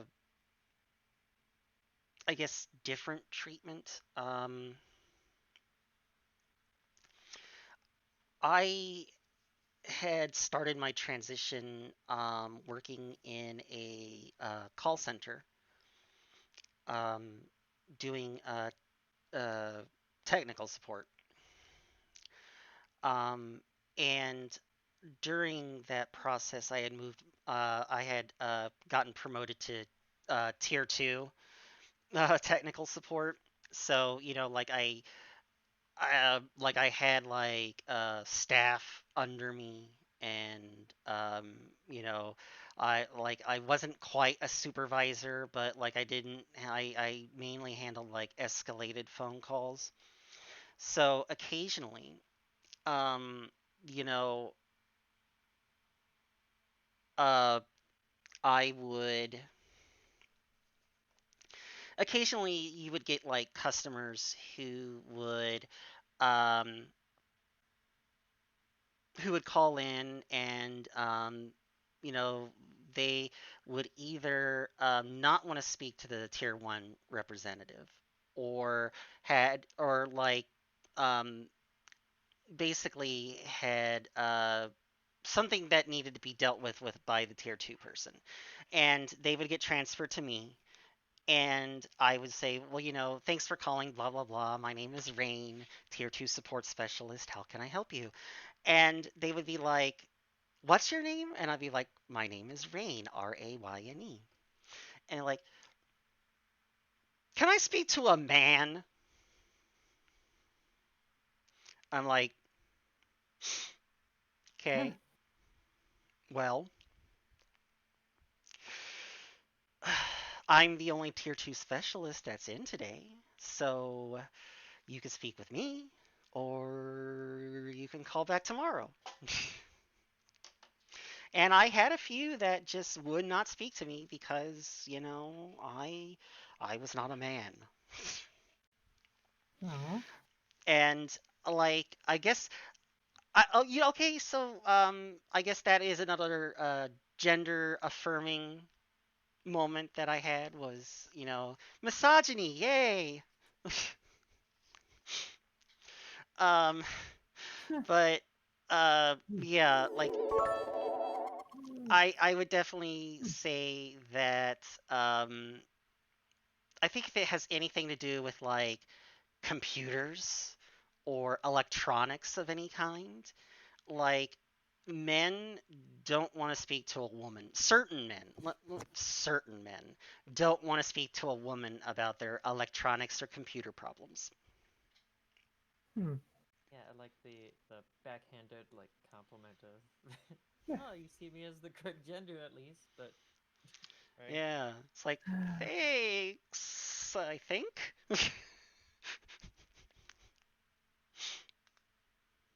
Um, the next question: did you always feel like I left it blank because I didn't know if it was going to be all trans women or non-binary, whatever. So I left it blank. In my case, did you always feel like a woman? Um, and I still don't really know how to answer that. Like, I always just felt like myself. I don't, there is no like one thing I can be like, that's the thing, you know? Hmm. Um, I say I've always felt like myself, but I've always felt like myself inside. That's been wanting to come out for so long. I don't know if that makes sense, but Yeah, it's like, how do you, if you ask a cis person, like, have you always felt like a man or a woman or whatever, like, they would probably say the same thing, right? I I would think. don't. Yeah. I mean, it's kind of a weird like it's a weird question to ask a cis person because they don't have the same experiences. So it'd be like, you know, uh, it's kind of like, well, um, like how do you even explain that to them because they don't have those same feelings? Like, well, have you ever felt like a man? It's like just I don't know how you would. Yeah, I wonder if it's like something that just some people don't consider it or, think about it or something. It's something internal to everyone in some way that you can't just express easily. I don't know. But it's I definitely would say that it is I wouldn't say that it is easy, but you can Mm-hmm. it's always easier to explain that feeling to another trans person. Yeah. Yep. Mm-hmm. Did I always feel like uh well,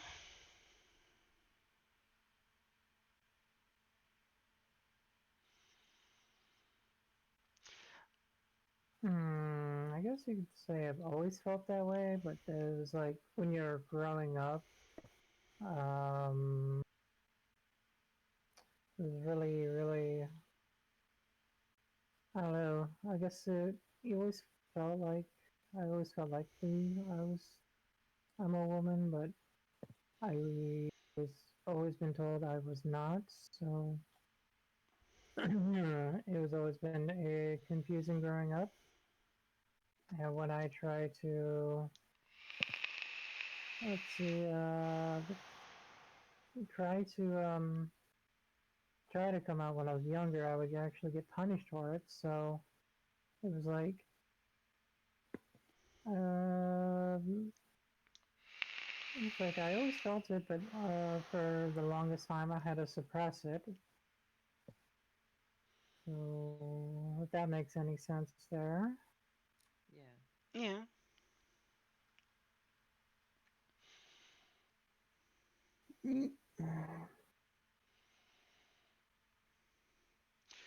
Hmm. I would have to say that's a that is kind of a tough question because I think growing up I just know that I felt wrong. Um, and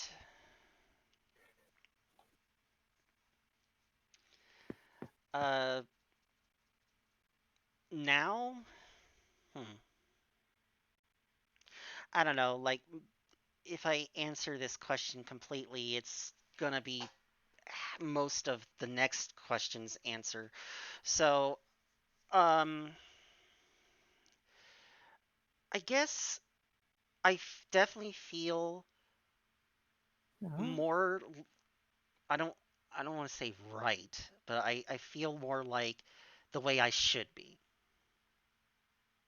Um, Or comfortable. Or... Yeah, like I feel comfortable in my own skin.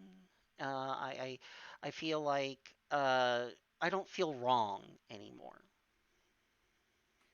Yeah, and I think it's a super hard like question because there isn't like an objective feeling. You know what I mean? Like you can't describe it like with objective terms. Like you know. Right. But should we move on to the next one? Yeah. why not? Okay. Um, do you think you need to transition, whatever that might mean, like be on hormones or surgery or whatever X, a blank, to be trans? Hmm. And my answer is no. I don't like gatekeeping. I don't like. Not everyone can take hormones. Not everyone is in a safe space to transition. Mm-hmm. Um, there's a lot of reasons that somebody might not be able to, but that doesn't. I wouldn't tell somebody that they're not trans because of, they're telling me something about themselves. Not, I'm not Yeah, going to force something on them. I agree with that one. No, of course no, because I don't like gatekeeping people. We all have our own road that we had to travel on. Um, we all have our differences and ways of how we tackle things. Like for me, I had to deal with so much other things to go on top of my transition. Yeah, my mouth is getting all dry. Um, that basically I have a lot of hurdles that I have to go through, and like a new one that arises on me is I'm still coping with my mom's passing. That is still kind of a hard thing for me at the moment, but it's like, but I'm still on the HRT, and of course I want to move forward and be get get more into the transition like I really want to, but I just have so many things to go on. So it's like I see myself that way, and I could totally understand other people who who are either they want to be on HRT but they can't at the moment because of so many reasons or problems and whatnot. And the most we could do is try to give them a hug and tell them it's okay.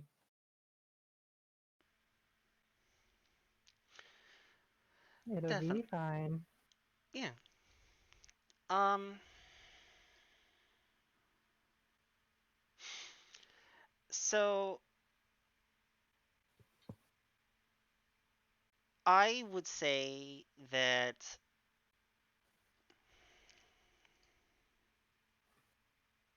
Mm-mm. I guess I'll answer this question in two ways. If Mm. so, your transition is your transition. Um, I kind of take it the same way as someone who is in recovery. You got to work your recovery your way. Um, what might work for me might not work for you. Mm-hmm. So, it's like whatever keeps you from, relapsing and going back to drinking or using drugs or whatever it is that you're trying to not do anymore, um, you got to do what's right for you. Um, Mm. and I kind of follow along with that same um, principle when it comes to transitioning. Um, your transition is your transition. Um, it's not maybe maybe we walk along the same path for a little while, but my transition is not going to be the same as yours.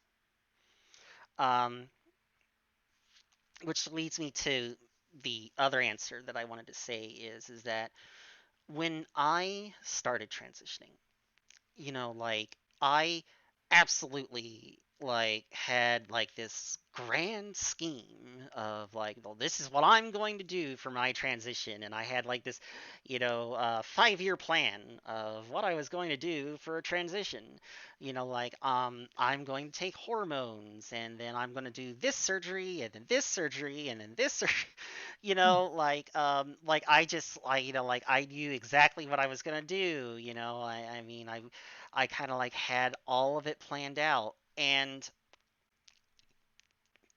I just know that um, being 3.5 years into uh, my transition, uh, the phrase "no plan survives contact with the enemy" is completely true in this case. Um, like that plan just went completely out the window. Part of it was money. Part of it is, I spent a lot of time, figuring myself out once I started transitioning. Like, you know, it started to, I guess the best way of putting it is that it started to feel like um maybe certain surgeries weren't what I wanted. Um and so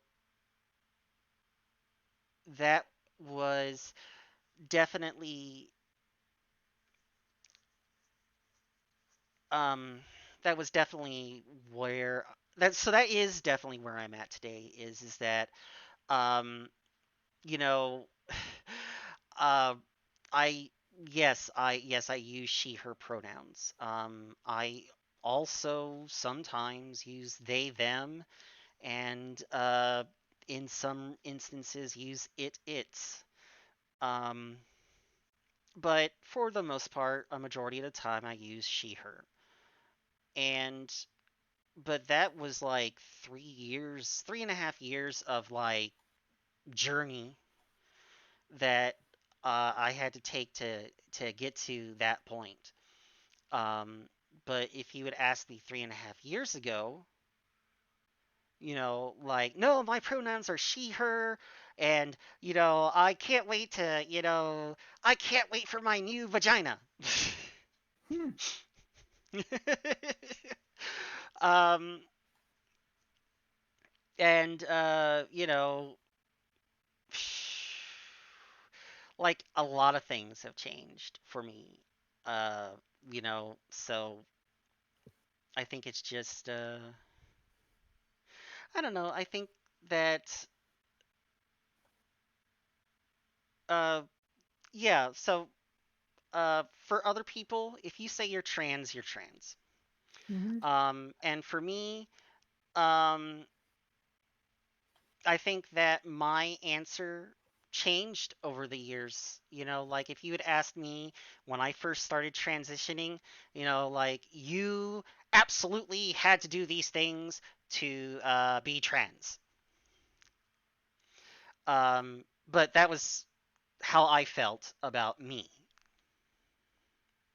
I was gonna say, like, as a kind of follow up to this question, like, I don't know if you've ever come across the question of, like, do you need dysphoria to be trans?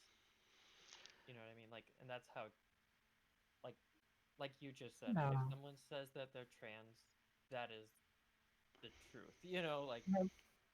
because you might not recognize dysphoria the same way, or whatever. If you say you're trans, that's the end all for me. Mm-hmm. So, um, I I forget where I read it.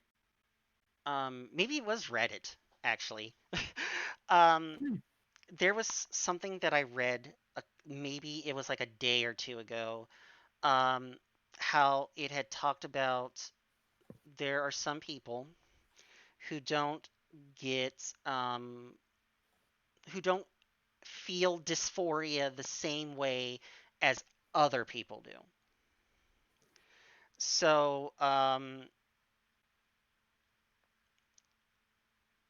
like, uh, I guess the best way to put it is that for some people, when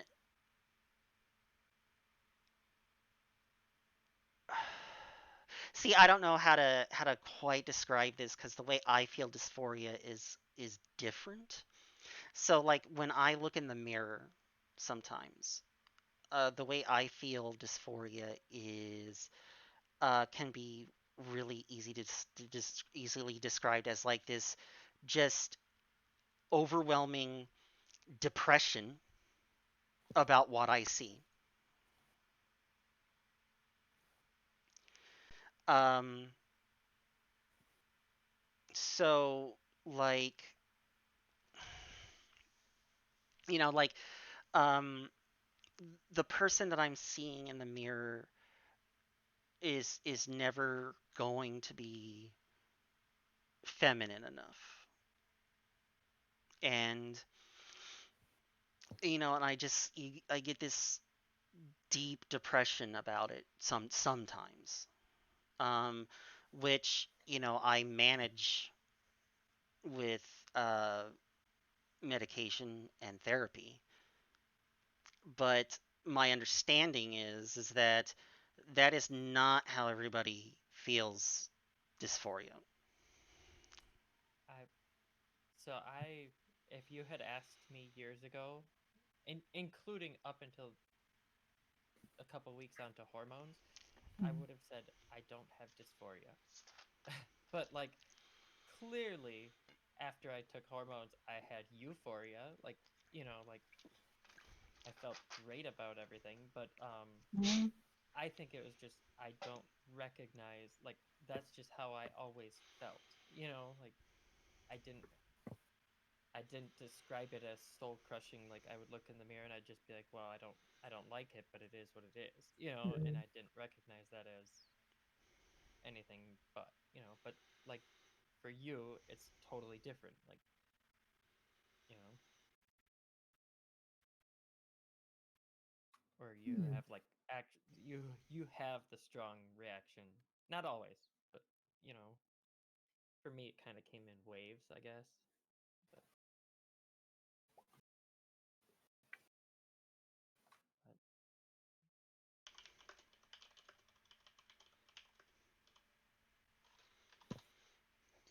Hmm.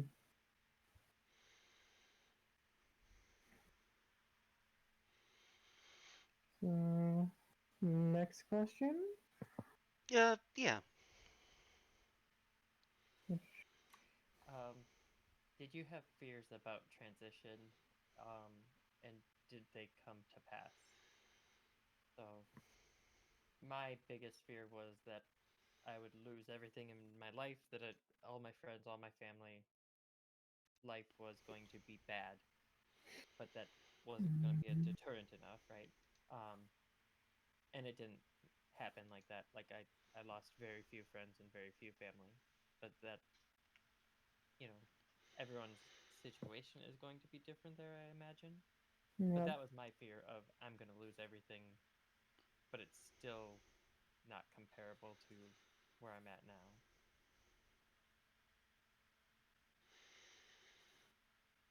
Hmm. Let's see here. I actually had a lot of fears because when growing up, I was, my family's all conservative and whatnot, and like telling me that there's no in between. You're either one way or the other, and if you're born one way, you're always going to be that way, kind of thing. That's imprinted in my head through all my life and whatnot. So it's like I had all that fear to overcome, like, and and then I don't know. It took me like that's why it took me so long from 2011 to 2017, almost like 7 years to even get on the HRTs because I had to overcome that fear. That fear that I'm gonna lose everything, lose everyone. You know, like and then I had to relive my childhood trauma all over again. Um, and then I had to overcome that trauma too. But I don't know, when I started taking HRT and I started to become more relaxed with myself, finding communities like we're all a part of, and take up new things, new hobbies and whatnot. Try to be more out with myself, try to be more open. Yeah, a lot of that fear actually did go away. There's some that actually turned into regret, like I regret telling my mom, or at least coming out to my mom before she passed away. Because shortly before she passed away, I was actually working up the courage then to actually say, hey, I am in the middle of transition. And whatnot. I was actually working it all up just to come out. So a lot of it did come to pass. It just for me, it just took a little time because there's a lot of things I had to break through, a lot of walls I had to tear down. I love that, Ingram. Um, Hello, no, I'm here. hello. Hello. Hmm. Um, did I have any fears about transitioning? Um,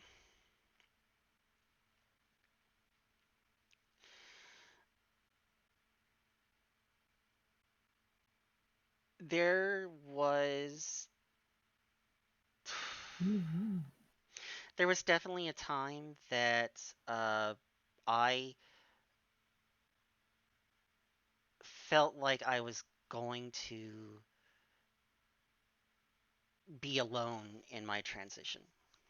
Mm-hmm.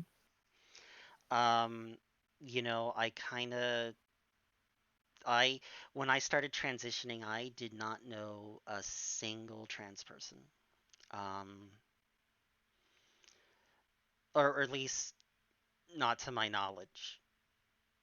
Um, you know, really the only I don't really think that um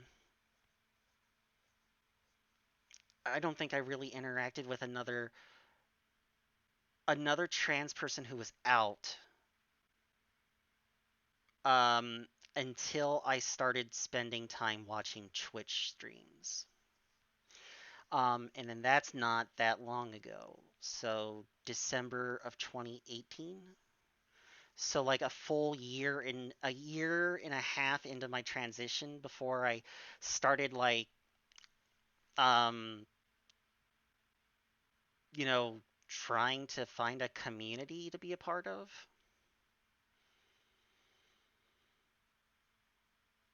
But for a while, I really thought that I was going to transition alone, and not have, uh, I guess, like someone that I could like ask questions of, you know, someone who was going through the same things that I was and would be able to like, you know, answer what questions I might have and about what I was going through and stuff. So,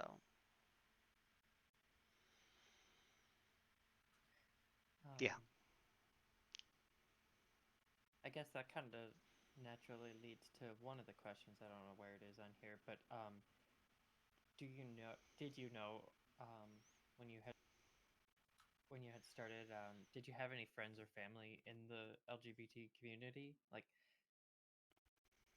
compared to now, or now, I guess. Um, like when I started transition, I maybe kind of knew a single gay person, like, but not like knew them well, just a coworker somewhere, like. Mm. So I didn't know anybody. Like I never had met a trans person. I didn't know any community around where I live. Nothing like that. Compared Mm. to now, where like Twitch, I've met tons of people, and Twitter, and like even within my family, there's a couple of us, like that are trans Mm. or whatever. Um, so it has changed a lot. Just maybe I just notice it now, like that I have people, but I feel Mm. like I'm better able to like reach out and meet people, Uh, maybe. hmm.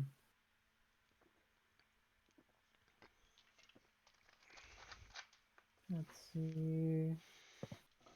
Before transition, I didn't know anybody. Well, no, actually, I knew somebody on IRC. This was a long time ago. They came out to me, and even then, I was actually, I even treated it back then like you're still a woman regardless. It don't matter. Um, and that is when I didn't know fully who I was to begin with. So, yay go me. But I really didn't know anybody. I didn't know anybody for at least after a year of starting my transition when I when I was really having a really bad patch of being alone. And then someone on Instagram reached out to me, and because of that, I ended up on Twitch and in these huge communities to be a part of, such as Transmission Gaming and all this wonderful places. And now I'm here because I'm no longer feeling alone. And I feel somewhat accepted.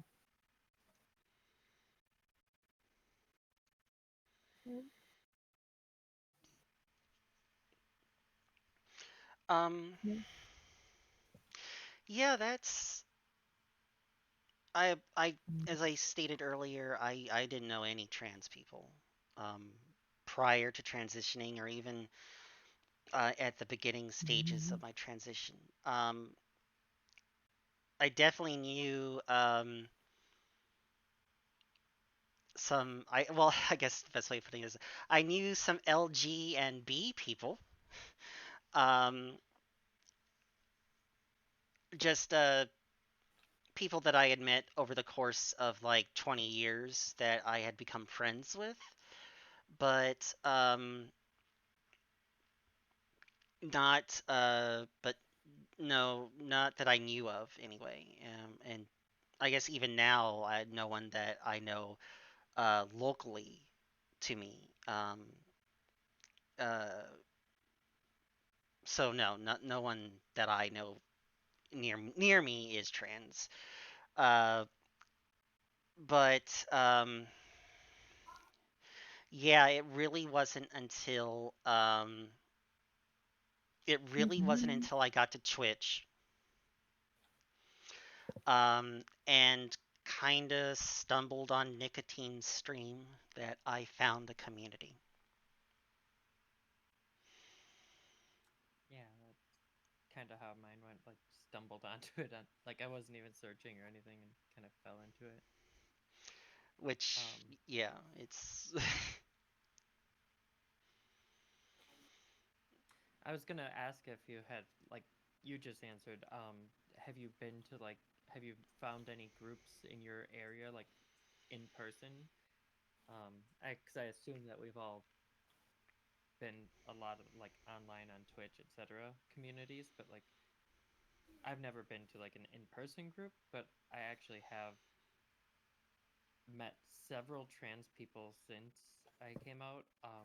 In my small area where I thought like I was the only person, and then it turns out that there's a lot more than I thought, and I just never found them or never noticed or anything. But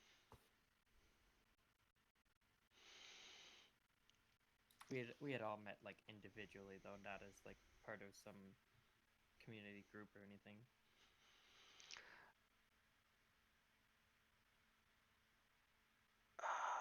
where I go for therapy. Um, they also have like a group that meets uh once a week, or well, they did before everything went Mm. batshit crazy in March. Oof. Um, and for trans, non-binary, gender non-conforming folks, and I've been to a few of the online meetings, but uh, I guess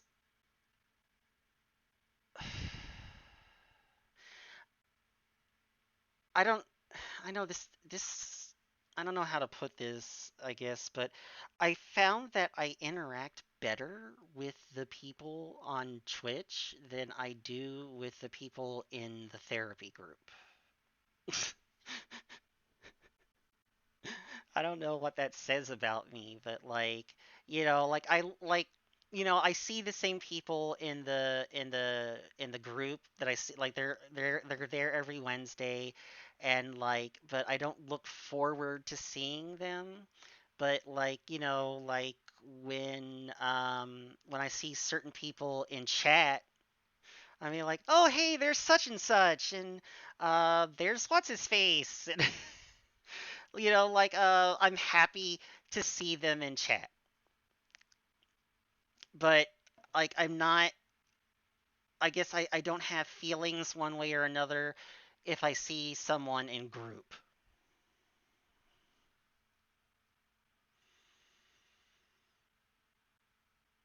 Yeah, I could get that. I wonder if it's either context, like type thing, but for me, like talk either one on one is fine. That's why I've always met people like one on one type, not part of a group.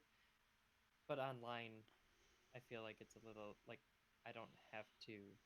I don't know. In person, I'm a lot weirder if there's a group of people, but online it's fine if it's a group. Right.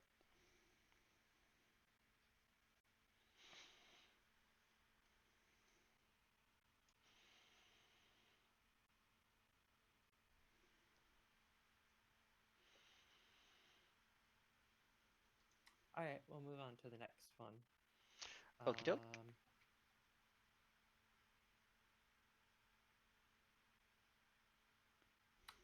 Um, this is a simple one. Did you cross dress prior to transition, and did it? I put in quotes help or hurt, more or less. So, like for myself, I tried cross dressing, and I despised every second of it. It actually kind of made me more dysphoric because like I felt like it was just pretend and dress up and it was all going to go away and it none of the clothes fit me or anything like that. I didn't like it, but that was me.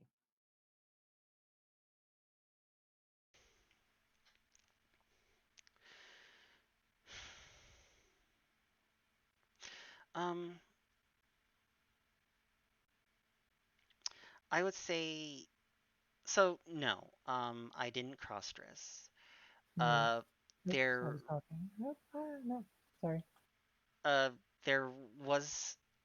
I think when I first started my transition, um, like a friend of mine had uh like gave me some of her old like dresses and stuff, and I tried them on and I didn't feel really comfortable in them, and uh I think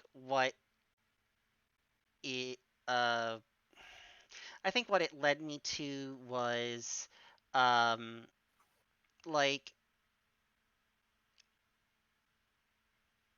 um I had to find clothing that made me feel that made me feel like I guess made me feel I guess feminine or whatever, but also that I felt comfortable with wearing. So um like I like wearing skirts, but like I don't like wearing blouses or anything like that. So like a lot of times I go around in like t-shirts and like ankle length skirts. Oh, And like I always joke around with my roommates, like, "Hey, look at me, I'm showing all kinds of ankle."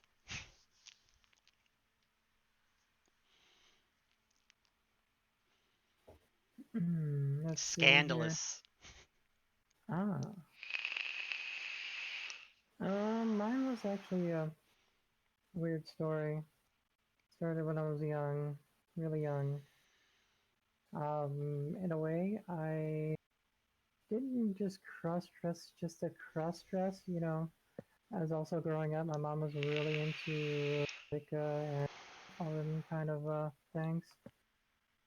So because of that, I was trying to cross dress and try to perform a one of her magic spell thingies that never worked, and to where I could just go to sleep, wake up, being who I was really inside, because I'm so tired of fighting and so tired of trying to tell people,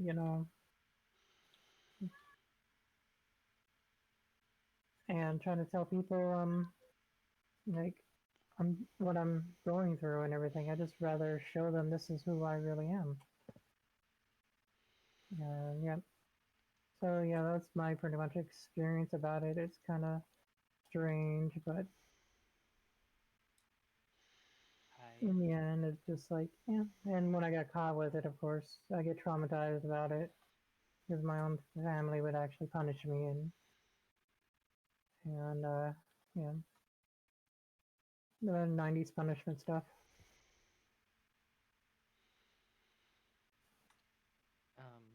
what you said just reminded me of like when I was younger, like just starting puberty and stuff. Hmm. I remember like my family wasn't super religious, but like we were religious, like Yeah, Catholic or whatever. Um, and I remember like going to bed so many nights praying that like I would wake up yeah, the correct, like I was like yeah. that was kind of never happened, not that way. Yeah. It's like that's where I was like, oh, I can do that medically. Well, this is the alternative way because the magic way is not working.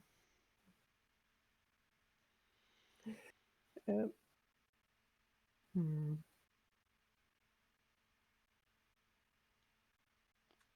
Okay, Yep. next question, All right? right. Yep. Sorry. Yeah. Next question. Okay. Did you have a partner when you started transition? And how did they take the news if you did? Um, I did, I say, technically. I was in a long distance relationship. Hmm. Um, and she was the very last person that I told in my life. And she did not take it well. Ooh. And we only talked a couple more times after that. But yeah, I was actually fine with that. But, at the time it was she was the last person because I was so scared of the reaction.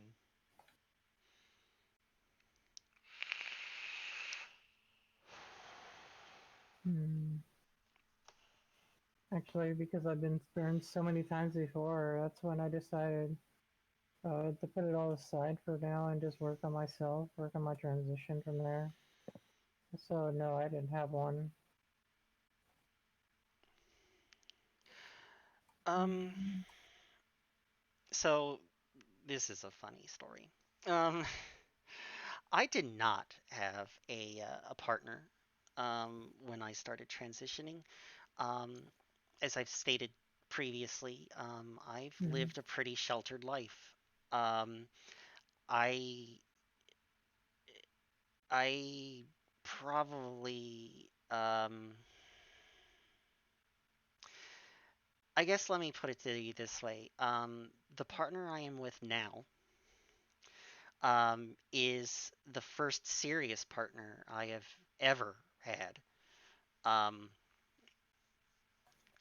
and uh, you know, I I kind of just I kind of just jumped in there, like, and I'm still trying to figure things out with that relationship because, like, I didn't just you know, um, I didn't just like go for, a regular, like, well, not regular. I don't want to say that. I didn't just go for like a monogamous relationship, I went like full throttle and just like, hey, for your first relationship, let's go poly. Hmm. Um, and I'm still figuring things out with it. But I have to say that it has been just the most wonderful experience for me. But I wasn't looking for a relationship when I got, uh, you know, um, when I met my partner. Oh, And, um, but I love everyone in my polycule. Just they are amazing people. And, um, but no, I didn't have a partner when I was transitioning. You know, yeah, like I didn't have a serious relationship until I want to say earlier this year. Yeah, I would say like before I transitioned and like worked on my, figured things out like that, I probably, even though I had been in relationships, I don't think they would have been considered serious because I could never be like I wasn't fully there myself. Is what it kind of felt like.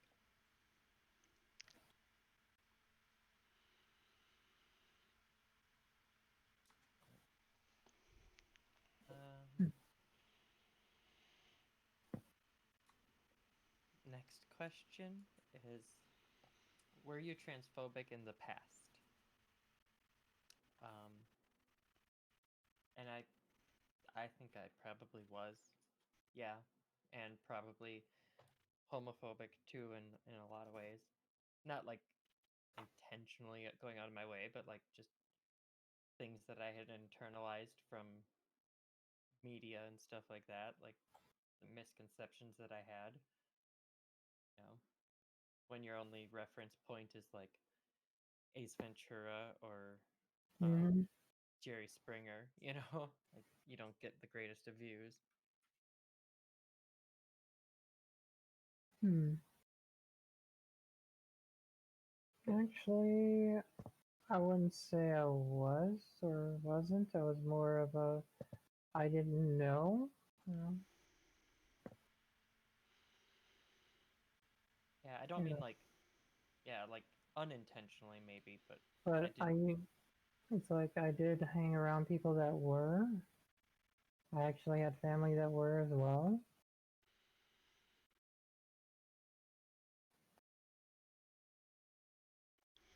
But yeah, other than that, no, I never per se have been. Maybe a little on the ignorant side, but that's it. um,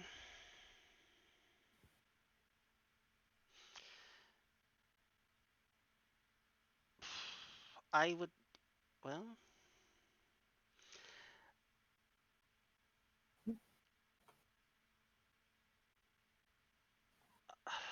I guess, hmm, without having known any trans people, or, well, without having knowledge of knowing any trans people, I Hmm. couldn't say for certain. I mean, I definitely, I mean, as I said, like I didn't have like even knowledge of what transgender was for a long time, and so without that, I Hmm. don't even think that there's the possibility of being transphobic. Um, I think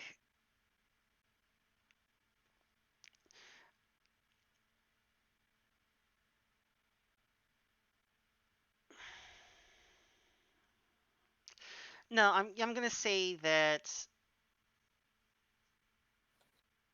if it, I'm gonna say that if there was the possibility, it would have been unintentional, but I was not outright transphobic. Hmm. I'm. I mean, yeah, I don't think I was outright like I wasn't with family saying things, but like Raven said, like I had family who would say something, and I wouldn't say anything in response. Whereas, like, if I met me, if I met me as I am now, those years ago, I probably would say that I was. Like that's how I was thinking of it. Like, but I had no reference point. Like, yeah, I didn't know anybody. I didn't that kind of thing. Yeah.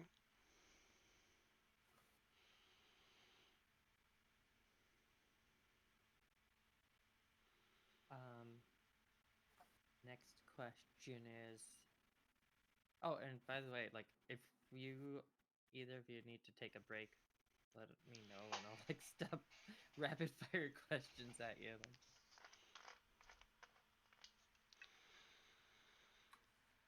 um, the next one is like, have you experienced outright or blatant or any kind of transphobia, like in person or in specific context? Like, I assume online we probably all have, like on Twitter and stuff, or Reddit, or any website really. Um, the only time I ever did was like on Tinder early on.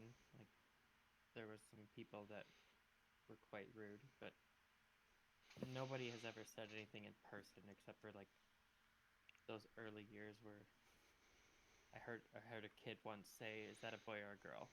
Like, but not anything to my face.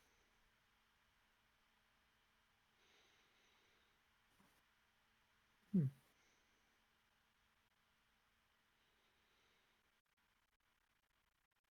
Um, let's see here. This is question 22 and 22.1, right? Yeah. Um, let's see. I know I've actually seen some. I have experienced it. There's just too many to think of, and for some reason, I can't think of the story to go actually talk about it. Let's see here. I actually had one last week. Um, Someone that I know actually was saying something about uh, calling pretty much being trans is bullshit or whatever, and I don't know, kind of made me feel kind of sad about it, but because they were talking to somebody else, but and just like overhearing that stuff is like, oh my goodness, I can't believe my family's still kind of that way. But yeah, um, I can't think of anything else to elaborate with that though. Shoot, not at the moment. Okay, moving on to Rain. Um,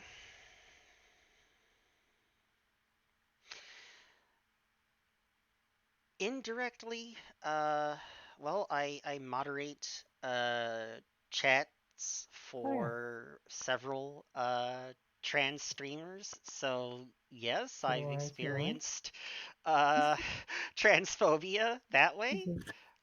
Um, it's kind of sad because they always say the Mhm. same exact dumb shit. Are you are you a boy or a girl? Just like It, Right. are your boobs real? Mhm. Like oh my goodness, like um it's just like like do you not have any other like lines that you come like do they dispense the same BS to say to people when you encounter them on Twitch? I don't know. But Mhm. uh I think one time when I was doing a front page charity stream, I had a few people uh, say stuff like that to me.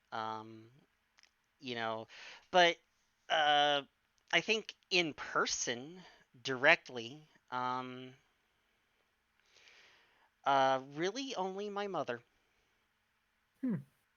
Uh, the last time I saw her was, I want to say, maybe about a year ago. Um, I uh, she was uh, she was at an assisted living facility because it was determined that she couldn't live on her own, and I there was no way that I could live with her. Like, they actually had adult protective services call me um, to ask if I would be willing to move in with her, and I had to explain to them very specifically why I couldn't live with her.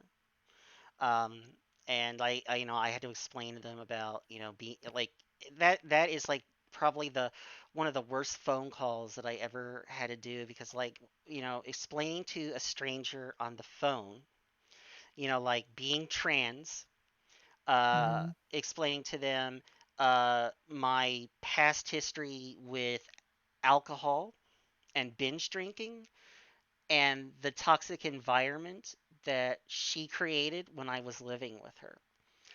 And that's why I could not live with her now and why there was no way that I could do that. Like, I understand that, she needs help, uh, and that I am her next of kin, but I can't Mhm. be that person. Like I have to help myself first, and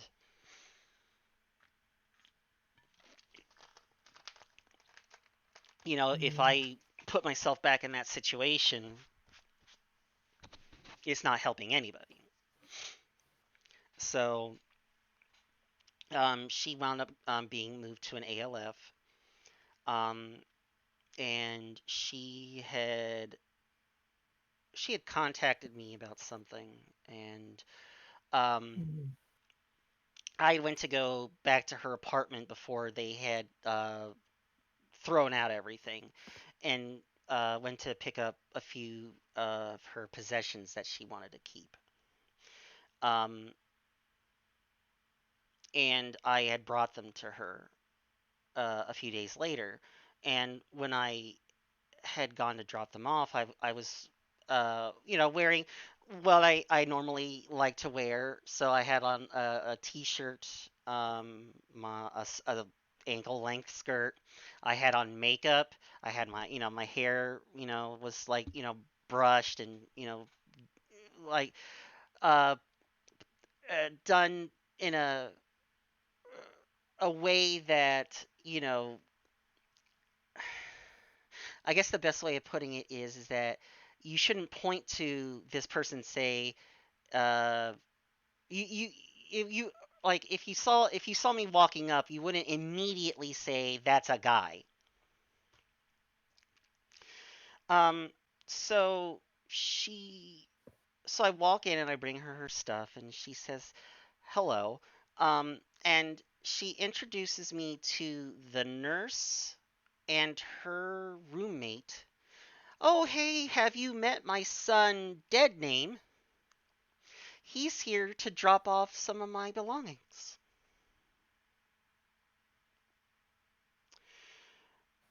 And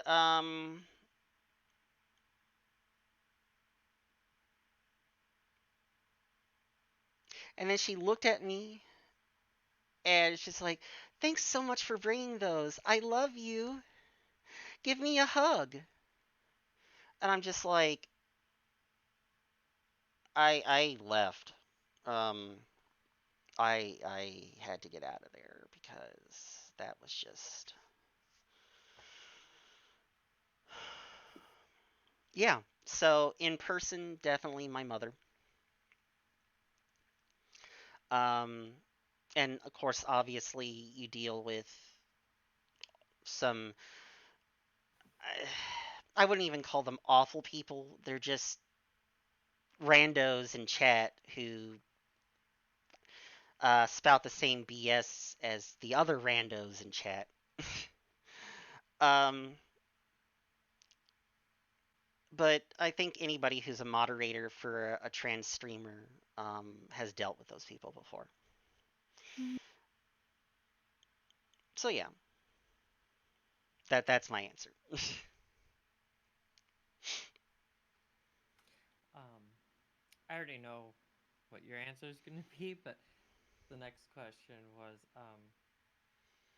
or maybe I don't know, but like, do you have kids or nieces or I guess other people's children who like how did they react if you came out after they were born, I suppose?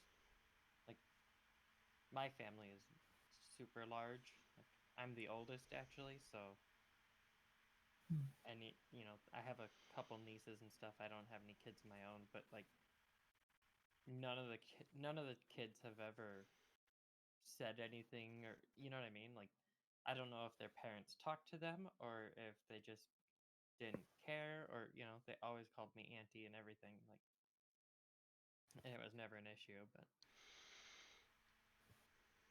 Hmm. I have one nephew. He's 11. Um, not quite sure at the moment because I still haven't came out to that part of the family yet. Plan to, but I haven't quite figured it out yet. So it's like I'm not fully sure how it's gonna happen because he's got some little issues in his that he's going through, and I don't really want to also shock him at the same time. But I don't know. It's still something I'm gonna work on, but in due time, I say. Um,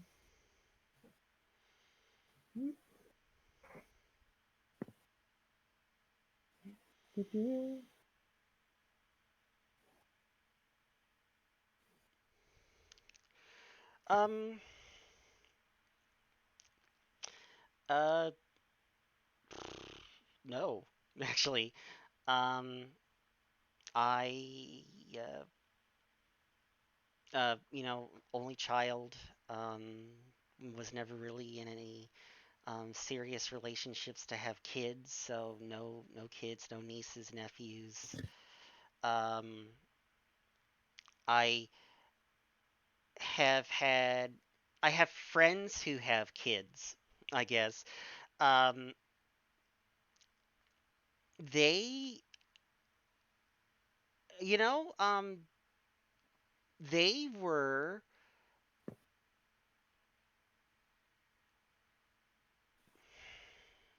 I guess they were very accepting. I don't even know if it's accepting is the right word for it.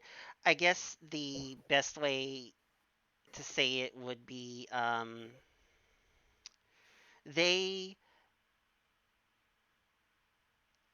I guess their parents explained to them what was going on. Um, you know, I guess when I came out to my best friend who I had known since fifth grade, he explained it to his daughter, and she was just like, okay, like she just Hmm. assimilated the information and then just moved on because, like, all right, great. um, because like it wasn't like earth-shattering information or anything like that. It's just, all right, so new name and pronouns. Good to know. Thanks for the update. Yeah. um, but I don't know. I think kids are more I don't know, more resilient than we seem to think they are. Yeah, like I said, most of the children like that are in my family are like they didn't really know me before. They were too young for that. Right. Um, and now they do, and but they've always known me that way, kind of. Um, but also like I said earlier, I have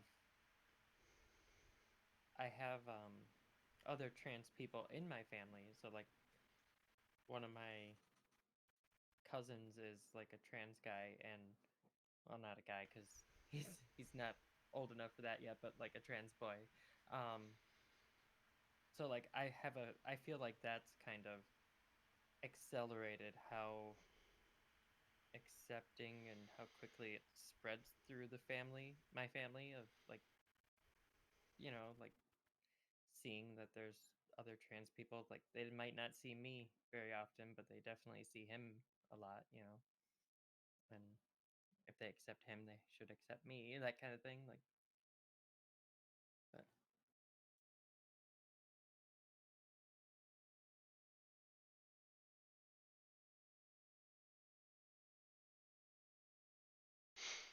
All right.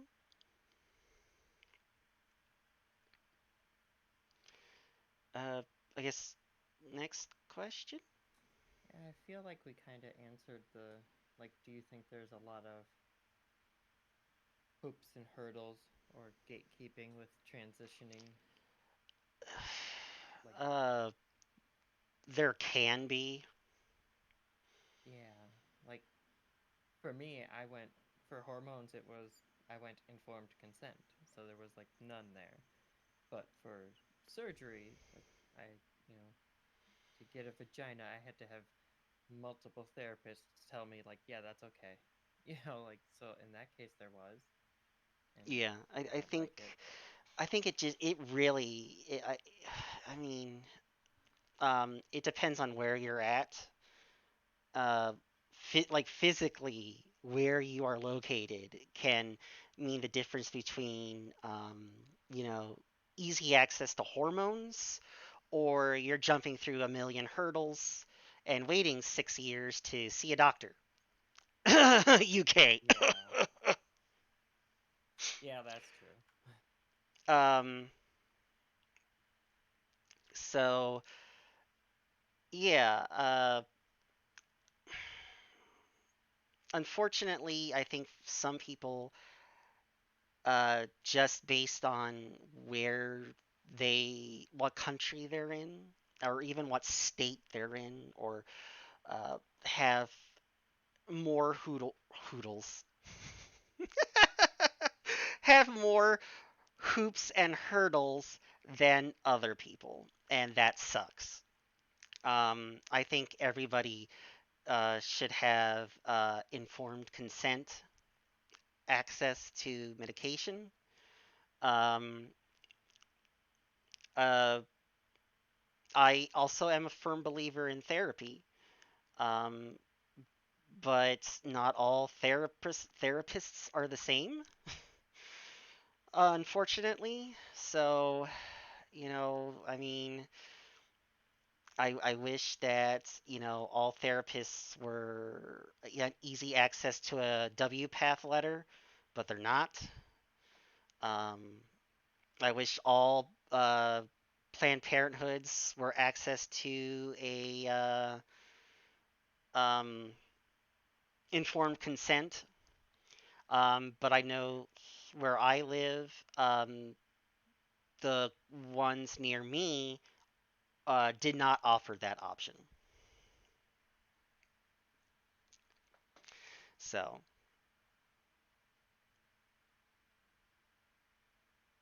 um, Yeah, yeah. I'm not there now. But when I started, I went to an informed consent clinic that like I had to drive 2.5 hours to a bigger city that had a place. Whereas now I have a doctor and they're basically just keeping the prescription up. But yeah, Right. so I don't think it's the same.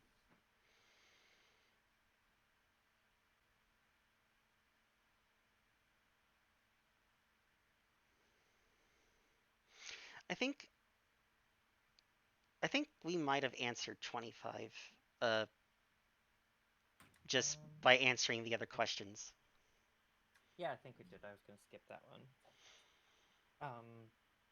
Should we move on? Yeah. Okay. I didn't really know how to phrase this the best, but like, how do you feel or deal with like, do you re- not regret? Do you feel like you missed out on having the child being raised as the gender you are instead of assigned at birth, or So basically, that kind of thing? do I feel like how do I feel not having grown up as a girl? Yeah. Yeah. Uh,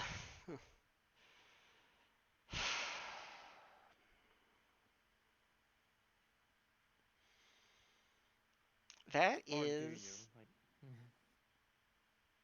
that's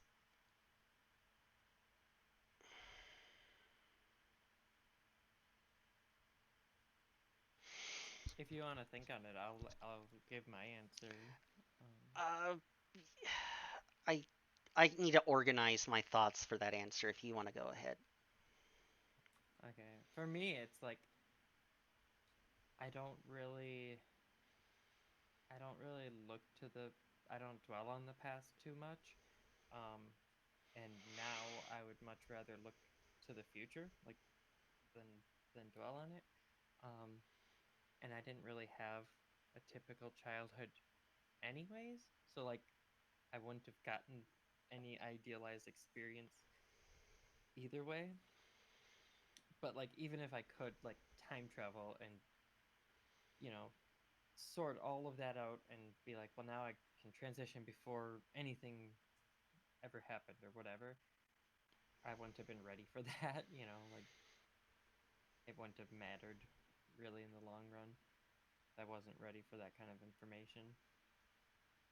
So I don't really dwell on it or anything. Like I had what I had and it doesn't really change much now.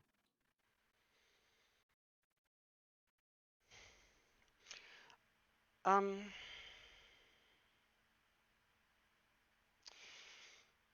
I would.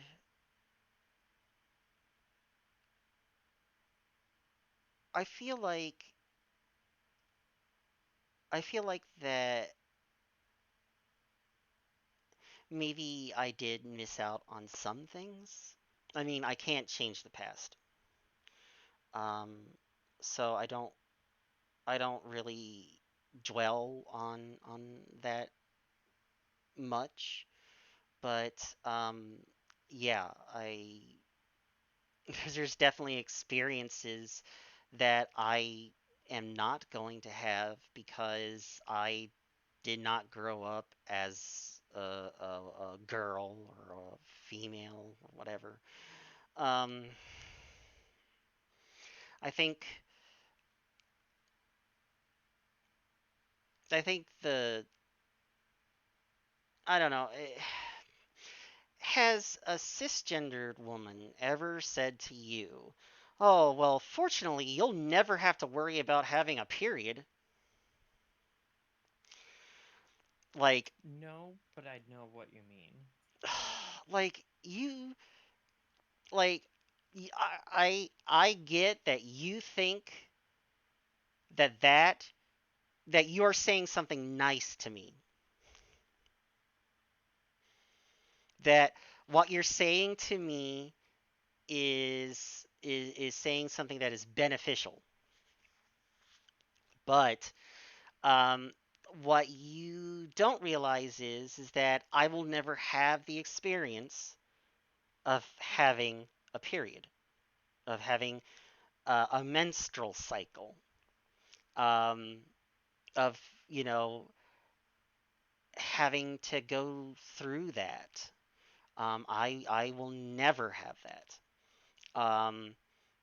And you know, I and there's no way that I can ever say that maybe I would be better off never having a menstrual cycle because I don't have a comparison. Um, but I just wish that cisgendered females would stop saying to me, "Oh, you should be lucky that you're never going to have a period." I no, no. Like if you'd like to donate your uterus to me, I would be happy to have your period for you. But like no, don't say that to me because you don't know that like I don't get to have that experience. And maybe I want to have that experience. And yes, I completely understand that for you it sucks, but it's something that I don't get to have that because I was not born or excuse me, I was not assigned female at birth. Um, so I didn't get to have that experience growing up. Um, and I'm glad that you think that that's amazing, but it's not amazing to me.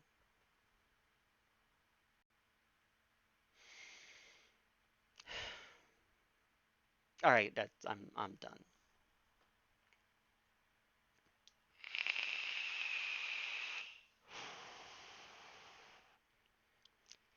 Hey, Raven, you still alive?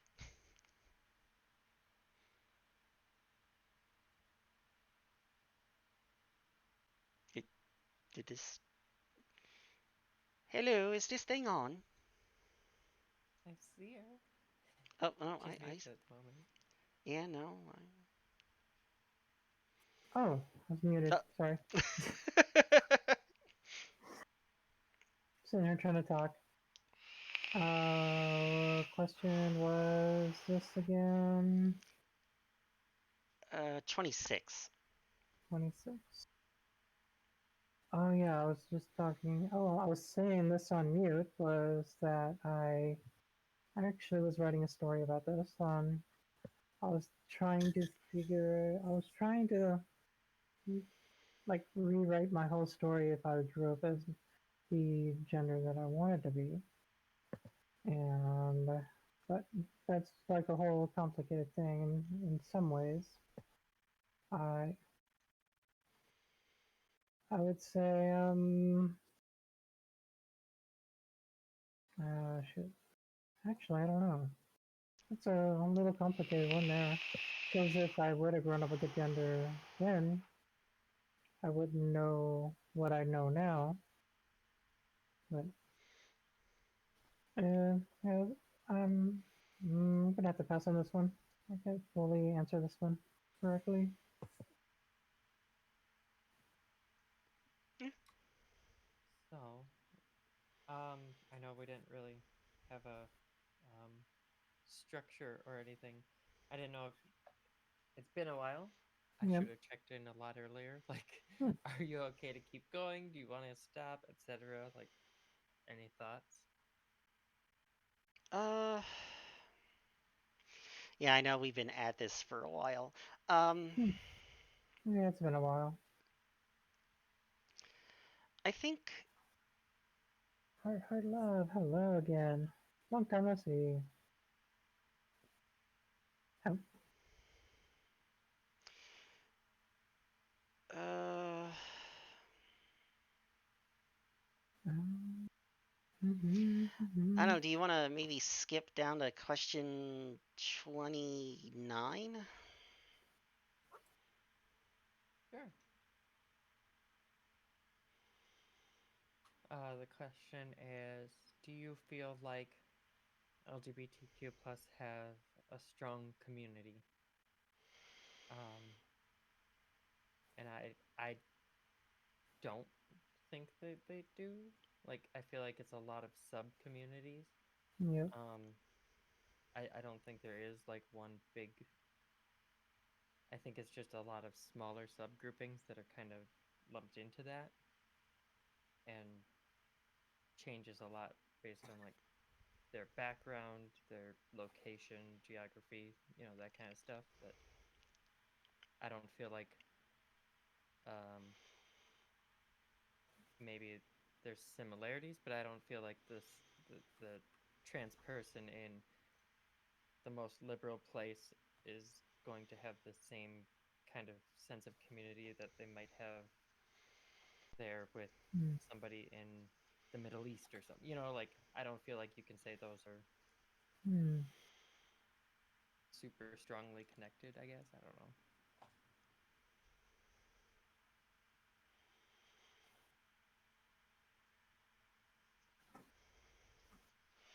I think we tend to be.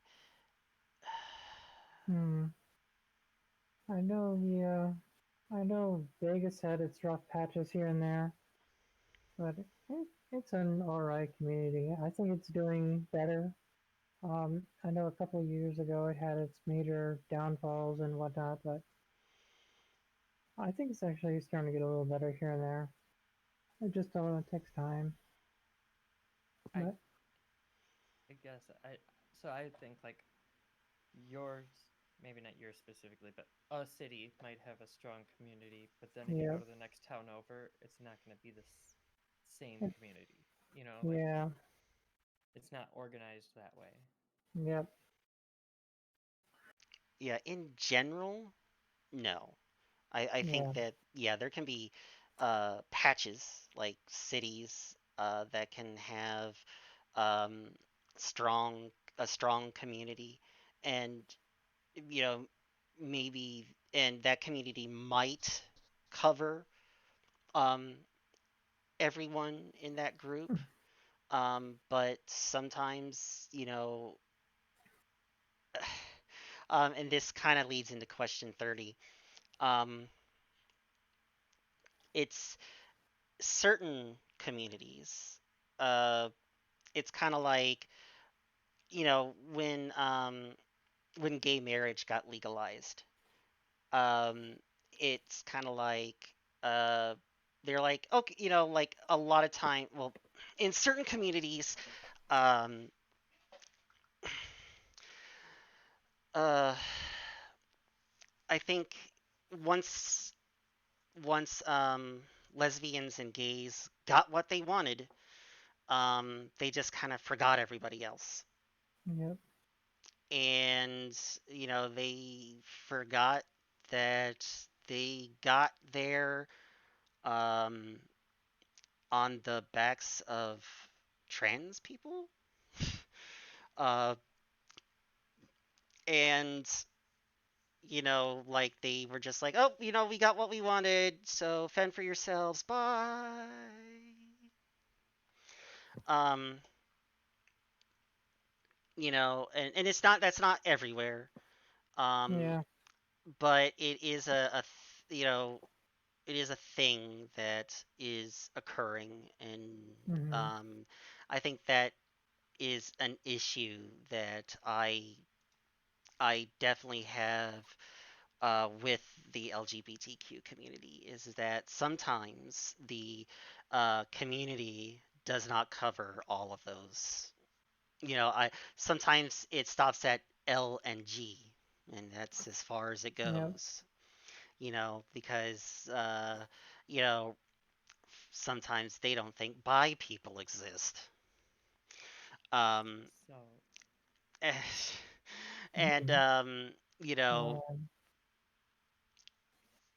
and I don't agree with any of that. I mean, it says LGBTQ plus for a reason. We're supposed to be together um, in this, and you know,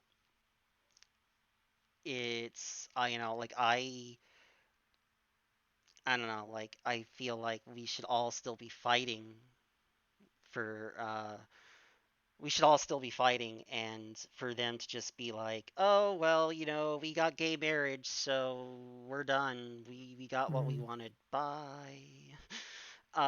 Like mm, I don't think they realize that you know they still need to keep fighting because mm, you know uh, not everyone is you know in a good place. We don't all have what we want, and uh, and what they got might not last forever. yep.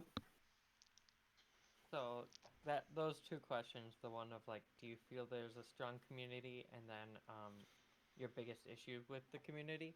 Yeah. So I don't feel like there's a strong community, and a lot of it is because I feel like the biggest issue is a lot of, in my opinion, it's kind of like gatekeeping, but it's a lot of like fuck you, I got mine. um, Yes. Yes.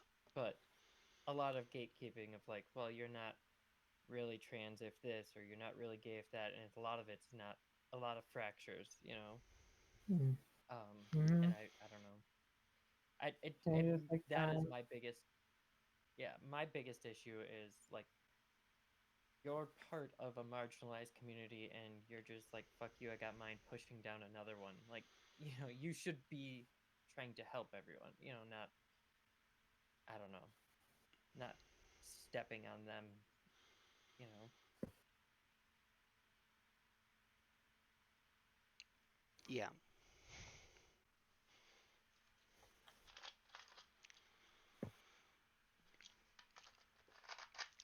Mhm, mhm. Um. So 31. Yeah, Sure. Do 31. you, yeah, do you think if there was no society aspect, there would still be trans people? Um, I guess essentially, like, if there were no social gender roles, that there would still be trans people, and I think there would be, because I would still need want the hormones, like that Mhm. doesn't affect anyone but myself, you know, and that's not a like a role or anything. That's a physical thing for me.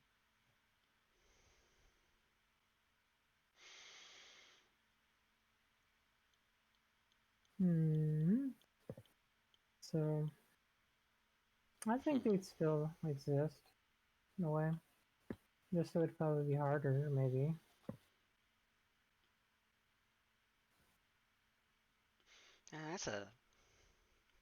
That's a deep question.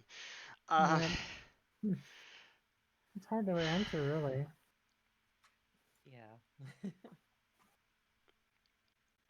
Essentially, it's kind of like a larger question of like, if you were stranded on a desert island outside of society, would you still be trans? But at large, I Yeah. guess. Same. And I still think the answer would be yes. Like, I would still know that Hmm. my body wasn't what I wanted it to be. Like, I would still have dysphoria. like I guess yeah, that makes sense to me because, just because you're not somewhere where there are gender roles doesn't mean that you don't have gender. Um Mm, so yes, like you could still have gender dysphoria. Um, I think that um, I think that without the society part of it, um, I feel like I guess I want to say I feel like treatment for gender dysphoria uh, would probably be a lot easier to acquire. Hmm. Um, instead of all the rigmarole that we have to go through now. Yeah.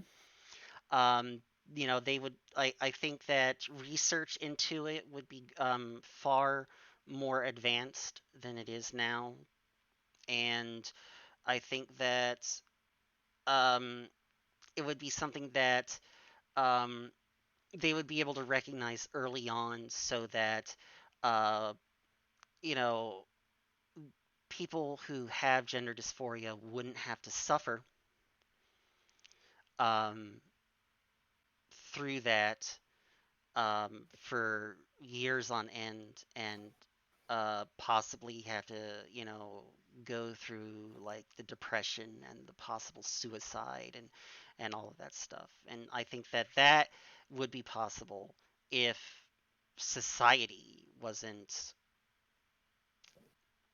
if there wasn't the society aspect. Uh, I think that the knowledge and the medical parts of it would be far greater than what they are now.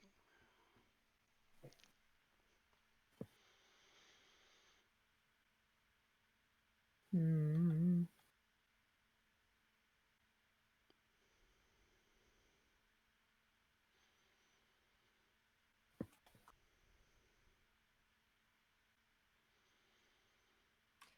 Anything you want to add, Raven? I'm trying to think. Oh, okay. I didn't want to like move on without giving you Yeah. time. Um. hmm, Let's see. I don't know. I'll have to pass on that question because it's hard to think. That's a really deep one. Yeah. I mean, it's a lot. It's a hugely hypothetical. Like, Yeah. Yeah, like my answer like stems from like uh some science fiction stuff that I've read. So um you know like you almost kind of got to take that with a grain of salt, like Hmm. you know it's like a Yeah, I have possible a good future one. that came from the mind of Thanks for stopping someone. by.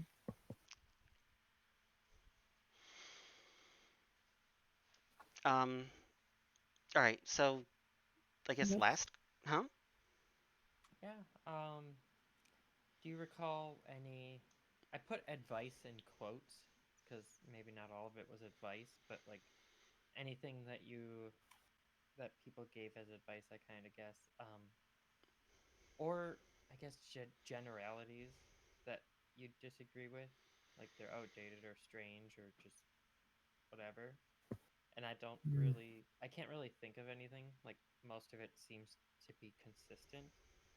The only thing that kind of was maybe was like if you change your name, choose something common.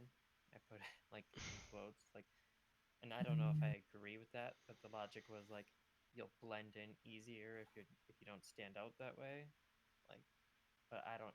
It's your name, your choice. Like Yep. Recall any advice that you disagree with. Mm. There's always like a few YouTube streamers that, of course, they would give out some type of advice, and you kind of idolize them, but they kind of give like certain advice they just don't agree with. But let's see, that's pretty much the only thing I've ever really experienced on any of that. Mainly because they have like a what they would probably describe it under the umbrella of like true scum or something like that. Kind of advice that's like that really doesn't make sense because now you're actually screwing with people who have hopes of like following in your footsteps, but you're giving them bad advice too. But I don't know. That's kind of something that I've seen, but that's pretty much the only thing I could really think of, really.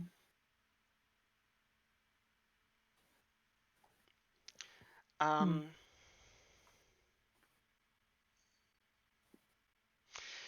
uh, Hmm. any advice that I would disagree with? You should check Yep. out my makeup tutorial on YouTube. Oh. Also, you should check out Hmm. my voice. Uh, uh, oh, what am I trying to say here? Uh, uh, crap, my voice training video on YouTube. Hmm. Yeah. Because I have YouTube. never had success with voice training videos on YouTube. I have Hmm. never been able to replicate the makeup that the people do on YouTube videos. Ah. I still, for to this day, think mascara is the devil. Um, I just that is not happening. My eyelashes will forever remain as they are with no makeup on them because I like it. Listen, mascara has like exactly two settings for me: either non-existent on my eyelashes or all over my face because I fucked it up. Hmm. And no, no, no. So no. No, I have tried to replicate like all the cool stuff that those people on the YouTube videos do, and there is just no way. Um, so um, YouTube can teach you a lot of very interesting things. I learned how to caulk a tub, Hmm. um, which I gotta be honest, I never thought I'd be able to do that, Hmm. but I did. But makeup and voice training, no. Negative. Negative Ghost Rider. Negative. um, Hmm. uh, No. let's see. Oh. The other thing is that I think when I was kind of still in my early egg phase, Hmm. and I was kind of still in the clutches of the alcohol, um, there was a time where uh, I was told that Yeah. there were these awesome hypnosis videos that would help you become more feminine on YouTube. You notice the trend here? Um, don't ever. Uh, nothing on YouTube is good. I'm on YouTube. uh, Yeah. So am I. also am I, and I've seen my videos, and they're awful. Uh, And Not I'm true. it's All out there. right, It's not no, awful. like there is some bad stuff on YouTube, and definitely don't ever watch any like sissy hypnosis videos on YouTube. Those are not going to help you. Um, be to get you out of your egg. Those are only harmful. Um, don't think that a hypnosis video or is going to help you be trans. Um, Nope. you that is a you know, so that's my advice. That's the advice that I disagree with. Is you know, hypnosis videos work. My makeup tutorial will teach you how to use mascara, and my voice training video will teach you how to sound more feminine. Those are all lies. Lies. All right, Lies. Lies. lies. All right, that's it. That's my answer to that question. Okay, that was all the questions. Ah, Yeah, we can totally do this again sometime. I had a good time. yeah, Yeah. same here. If anything, what we can do is maybe get questions from our respective chats, maybe like a week beforehand, so that we can answer them during Oh, the sure. next time that we do this. Um, Hmm. so that way, at least, we're not just answering the same things over and over again. Oh yeah, yeah. This was all of these questions I pulled from one AMA thread on Reddit, like, or just like that I thought of, like, because nobody had any that I other than that. So yeah, definitely good for variety. But Hmm.